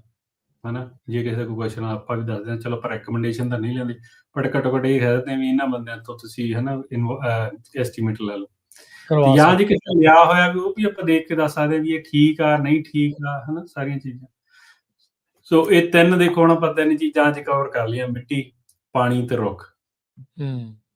ਹਨਾ, ਤਿੰਨਾਂ ਦੇ ਹੀ ਬਹੁਤ ਆਪਸ਼ਨਸ ਨੇ ਤੁਹਾਡੀ ਇਨਪੁਟ ਘਟਾਉਣ ਲਈ, ਤੇ ਤਿੰਨਾਂ ਹੀ ਨੇ ਸਾਰੀਆਂ ਆਪਸ਼ਨਸ ਬਿਨਾਂ ਆਪਦੀ ਪਾਕਟ ਚੋਂ ਪੈਸੇ ਲਾ ਕੇ ਵੀ ਹੋ ਸਕਦੀ। ਸਹੀ ਹੈ। ਜੀ। ਸੋ ਬਿਲਕੁਲ ਸਮਾਂ ਵੀ ਆਪਣੇ ਪ੍ਰੋਗਰਾਮ ਦਾ ਜਿਹੜਾ ਉਹ ਸਮਾਪਤੀ ਦੇ ਅਖੀਰਲੇ ਕੁਛ ਮਿੰਟ ਬਚੇ ਆ, ਤੇ ਜਾਂਦੇ ਜਾਂਦੇ ਅਰਸ਼ਦੀਪ ਸਿੰਘ ਥੋੜੀ ਜਿਹੀ ਰੁਝੇਵੇਂ ਦੱਸ ਦਿਓ ਅਖੀਰਲੇ 2-3 ਮਿੰਟਾਂ ਦੇ ਵਿੱਚ, ਸਿਟਰਸ ਦੀ ਫਾਰਮਿੰਗ ਨੂੰ ਲੈ ਕੇ ਇਸ ਟਾਈਮ ਕੀ ਚੱਲ ਰਿਹਾ। ਹੁਣ ਤਕਰੀਬਨ 1 ਮਹੀਨਾ ਹੀ ਹੋ ਗਿਆ, ਮੀਂਹ ਵਗੈਰਾ ਨਾ ਪੈਣ ਕਰਕੇ ਕੀ ਪਾਣੀ ਲਾਉਣਾ ਸ਼ੁਰੂ ਕਰਨਾ ਪੈ ਗਿਆ? ਨਹੀਂ, ਪਾਣੀ ਤਾਂ ਨਹੀਂ ਦੇਖੋ ਹਜੇ ਆਨ ਹੋਇਆਗਾ, ਕਿਉਂਕਿ ਹਜੇ ਮੋਇਸਚਰ ਬਹੁਤ ਆ ਹਨਾ ਸੋਇਲ ਦੇ ਵਿੱਚ, ਤੇ ਠੀਕ ਅਗਲੇ ਹੈ। ਹਫ਼ਤੇ ਉਹਨਾਂ ਦਾ ਮੀਂਹ ਦਿਖਾ ਰਹੇ ਨੇ ਥੋੜਾ ਜਿਹਾ, ਤੇ ਜੇ ਉਹ ਪੈ ਗਿਆ ਤਾਂ ਉਹਦੇ ਨਾਲ ਫਰਕ ਪੈ ਜਾਣਾ। ਰੁਝੇਵਿਆਂ ਦੇ ਪਾਸੇ ਦੇਖੋ ਵੀ ਜਿਹੜੀਆਂ ਤਾਂ ਅਰਲੀ ਤੇ ਮਿਡ ਵੈਰਾਈਟੀਜ਼ ਨੇ ਉਹ ਸਾਰੀਆਂ ਲਗਭਗ ਪਿਕ ਹੋ ਗਈਆਂ ਨੇ। ਹੁਣ ਮਿਡ ਟੂ ਲੇਟ ਵੈਰਾਈਟੀਜ਼ ਚੱਲ ਪੈਂਦੀਆਂ ਨੇ ਫਰਵਰੀ 'ਚ, ਤੇ ਜਿਵੇਂ ਟੈਂਜਰੀਨਸ, ਰੰਗ ਰੁੰਗ ਮਰਕੌਟਸ। ਸੋਹਣੇ ਆ ਗਏ, ਸਾਰਾ ਕੁਝ ਹੋ ਗਿਆ, ਮਿੱਠਾ ਮੁੱਠਾ ਪੈ ਗਿਆ। ਹਾਂ, ਨਹੀਂ ਉਹ ਤਾਂ ਹੁਣ ਨਿਬੜ ਗਿਆ ਕੰਮ, ਹੁਣ ਤਾਂ ਬਸ ਜਿਹੜੀ ਉਹ ਹਾਰਵੈਸਟ ਜ਼ਿਆਦੇ ਆਪਣੀ ਉਹ ਮਤਲਬ ਅਖੀਰਲੇ ਫੇਜ਼ਸ 'ਚ ਹੀ ਆ, ਮਾਰਚ ਐਂਡ ਤੱਕ ਤਾਂ ਕੰਪਲੀਟ ਹੀ ਹੋ ਜਾਂਦੀ ਲਗਭਗ ਸਾਰੀ ਮੈਂਡਰਿਨ ਫੈਮਿਲੀ ਦੀ। ਤੇ ਯੀਲਡ ਤੇ ਕਿੱਦਾਂ ਰਹੀ ਪਿਛਲੇ ਸਾਲ ਦੇ ਮੁਕਾਬਲੇ? ਯੀਲਡ ਜਿਹੜੀਆਂ ਲੇਟ ਵੈਰਾਈਟੀਜ਼ ਨੇ ਉਹਨਾਂ 'ਚ ਫਰੂਟ ਡ੍ਰੌਪ ਹੋਇਆ 15 ਤੋਂ 25% ਹਨਾ, ਤੇ ਹੋਪਫੁਲੀ ਪ੍ਰਾਈਸ ਥੋੜਾ ਜਿਹਾ ਬੈਟਰ ਹੋਊਗਾ, ਕੰਪਨਸੇਟ ਹੋ ਜਾਊਗਾ। ਤੇ but all across the board ਹੈ, ਤੁਸੀਂ ਦੇਖੋਗੇ ਜੇ ਤੁਸੀਂ ਮੌਕਾ ਮਿਲਦਾ ਡਰਾਈਵ ਕਰਨ ਦਾ ਸਿਟਰਸ ਰੈਂਚਸ ਦੇ ਥਰੂ, ਜਿੰਨੀਆਂ ਵੀ ਹੁਣ ਵੈਰਾਈਟੀਆਂ ਲੱਗੀਆਂ ਨੇ ਬੇਸਿਕਲੀ ਉਹ ਥੱਲੇ ਡਿੱਗੀਆਂ ਹੋਈਆਂ ਨੇ ਟੈਂਗੋਜ਼ ਨੂੰ ਛੱਡ ਕੇ, ਜਿਹੜੇ ਜੈਨੇਟਿਕਲੀ ਥੋੜੇ ਜਿਹੇ ਚੇਂਜ ਨੇ, ਬਾਕੀ ਸਾਰੀਆਂ ਵੈਰਾਈਟੀਆਂ ਪੁਰਾਣੀਆਂ ਜਿਹੜੀਆਂ ਹਜੇ ਟਰੀ ਤੇ ਨੇ ਉਹ ਉਹਨਾਂ ਦਾ ਡ੍ਰੌਪ ਹੋਇਆ ਹੋਇਆ। ਓਕੇ, ਠੀਕ ਹੈ ਜੀ। ਜੀ। ਜੀ, ਕੋਈ ਸਪਰੇਅ ਵਗੈਰਾ ਕੋਈ ਕਰਨ ਦਾ ਕੋਈ ਵਕਤ ਕੁਛ ਇਦਾਂ ਦੀ ਚੀਜ਼ ਕਰਨ ਵਾਲਾ ਹੈ ਕਿ ਨਹੀਂ? ਹੁਣ ਬਲੂਮ ਸਪਰੇ ਸ਼ੁਰੂ ਹੋ ਜਾਣੀ ਹੈ, ਫਰਵਰੀ ਆ ਗਈ ਆ, ਤੇ ਬਲੂਮ ਹੁਣ ਹੌਲੀ ਹੌਲੀ ਨਿਕਲਣੀ ਸ਼ੁਰੂ ਹੋ ਜਾਣੀ ਹੈ ਸਾਰੇ 'ਚ ਹੀ ਹਨਾ। ਪਹਿਲਾਂ ਨਟਸ 'ਚ ਆ ਜਾਣੀ ਹੈ, ਤੇ ਉਦੋਂ ਬਾਅਦ 'ਚ ਫਿਰ ਅਸੀਂ ਸਿਟਰਸ 'ਚ ਸ਼ੁਰੂ ਕਰ ਲਾਂਗੇ ਅਗਲੇ ਮਹੀਨੇ। ਠੀਕ ਹੈ ਜੀ। ਤੇ ਇਹ ਚੀਜ਼ਾਂ ਚੱਲ ਰਹੀਆਂ ਨੇ ਹੁਣ ਜੇ ਦੇਖਿਆ ਜਾਵੇ। ਇੱਕ ਰਾਜਕਰਨ ਜੀ ਇੱਕ ਹੋਰ ਚੀਜ਼ ਕਹਿਣਾ ਚਾਹੁੰਦਾ ਮੈਂ, ਉਹ ਤਾਂ ਆਪਣੇ ਟਾਈਮ ਬਹੁਤ ਥੋੜਾ ਰਹਿ ਗਿਆ। ਇਦੋਂ ਬਿਨਾਂ ਵੀ ਕਈ ਚੀਜ਼ਾਂ ਹੁੰਦੀਆਂ ਨੇ ਜਿਹੜੀਆਂ ਤੁਸੀਂ ਆਪਦੇ ਖੇਤ ਦੀ ਜਿਹੜੀ ਇਨਪੁਟ ਕਾਸਟ ਘਟਾ ਸਕਦੇ ਆ, ਜਿਵੇਂ ਟਰੈਕਟਰ ਰਿਪਲੇਸਮੈਂਟ ਹੋ ਗਈ ਹਨਾ, ਤੇ ਨਵੇਂ ਗੇਟਰ ਹੋ ਗਏ, 에ਅਰਪੋਰਟ ਦੀਆਂ ਬਹੁਤ ਫੰਡਿੰਗਸ ਨੇ। ਜਿੰਨੇ ਵੀ ਕੋਸ਼ਿਸ਼ ਇਹੀ ਹੈ ਬੇਸਿਕਲੀ ਤੁਸੀਂ ਜਿਹੜੇ ਆਪਦੀ ਇਨਪੁਟ ਕਾਸਟ ਕੰਸਿਸਟੈਂਟਲੀ ਘਟਾਈ ਜਾਵੇ, ਹਰੇਕ ਸਾਲ ਦਾ ਸਾਲ ਘਟਦੀ ਜਾਣੀ ਚਾਹੀਦੀ ਹੈ, ਕਿਉਂਕਿ ਇਨਫਲੇਸ਼ਨ ਨਾਲ ਚੀਜ਼ਾਂ ਆਪਣੀ ਕਾਸਟ ਵੱਧਦੀ ਜਾਣੀ ਹੈ। ਸੋ ਜੇ ਓਵਰਆਲ ਕਾਂਸਟੈਂਟ ਵੀ ਰਹਿੰਦੀ ਹੈ ਤਾਂ ਵੀ that means you are doing good. ਸਹੀ ਸਹੀ, ਬਿਲਕੁਲ ਜੀ। ਬਹੁਤ ਧੰਨਵਾਦ, ਬੜੀ ਮਿਹਰਬਾਨੀ, ਮਿਲਦੇ ਹਾਂ ਫਿਰ ਅਗਲੀ ਵਾਰੀ। ਅਰਸ਼ਦੀਪ ਸਿੰਘ, ਸਤਿ ਸ਼੍ਰੀ ਅਕਾਲ ਜੀ। ਸਤਿ ਸ਼੍ਰੀ ਅਕਾਲ ਜੀ।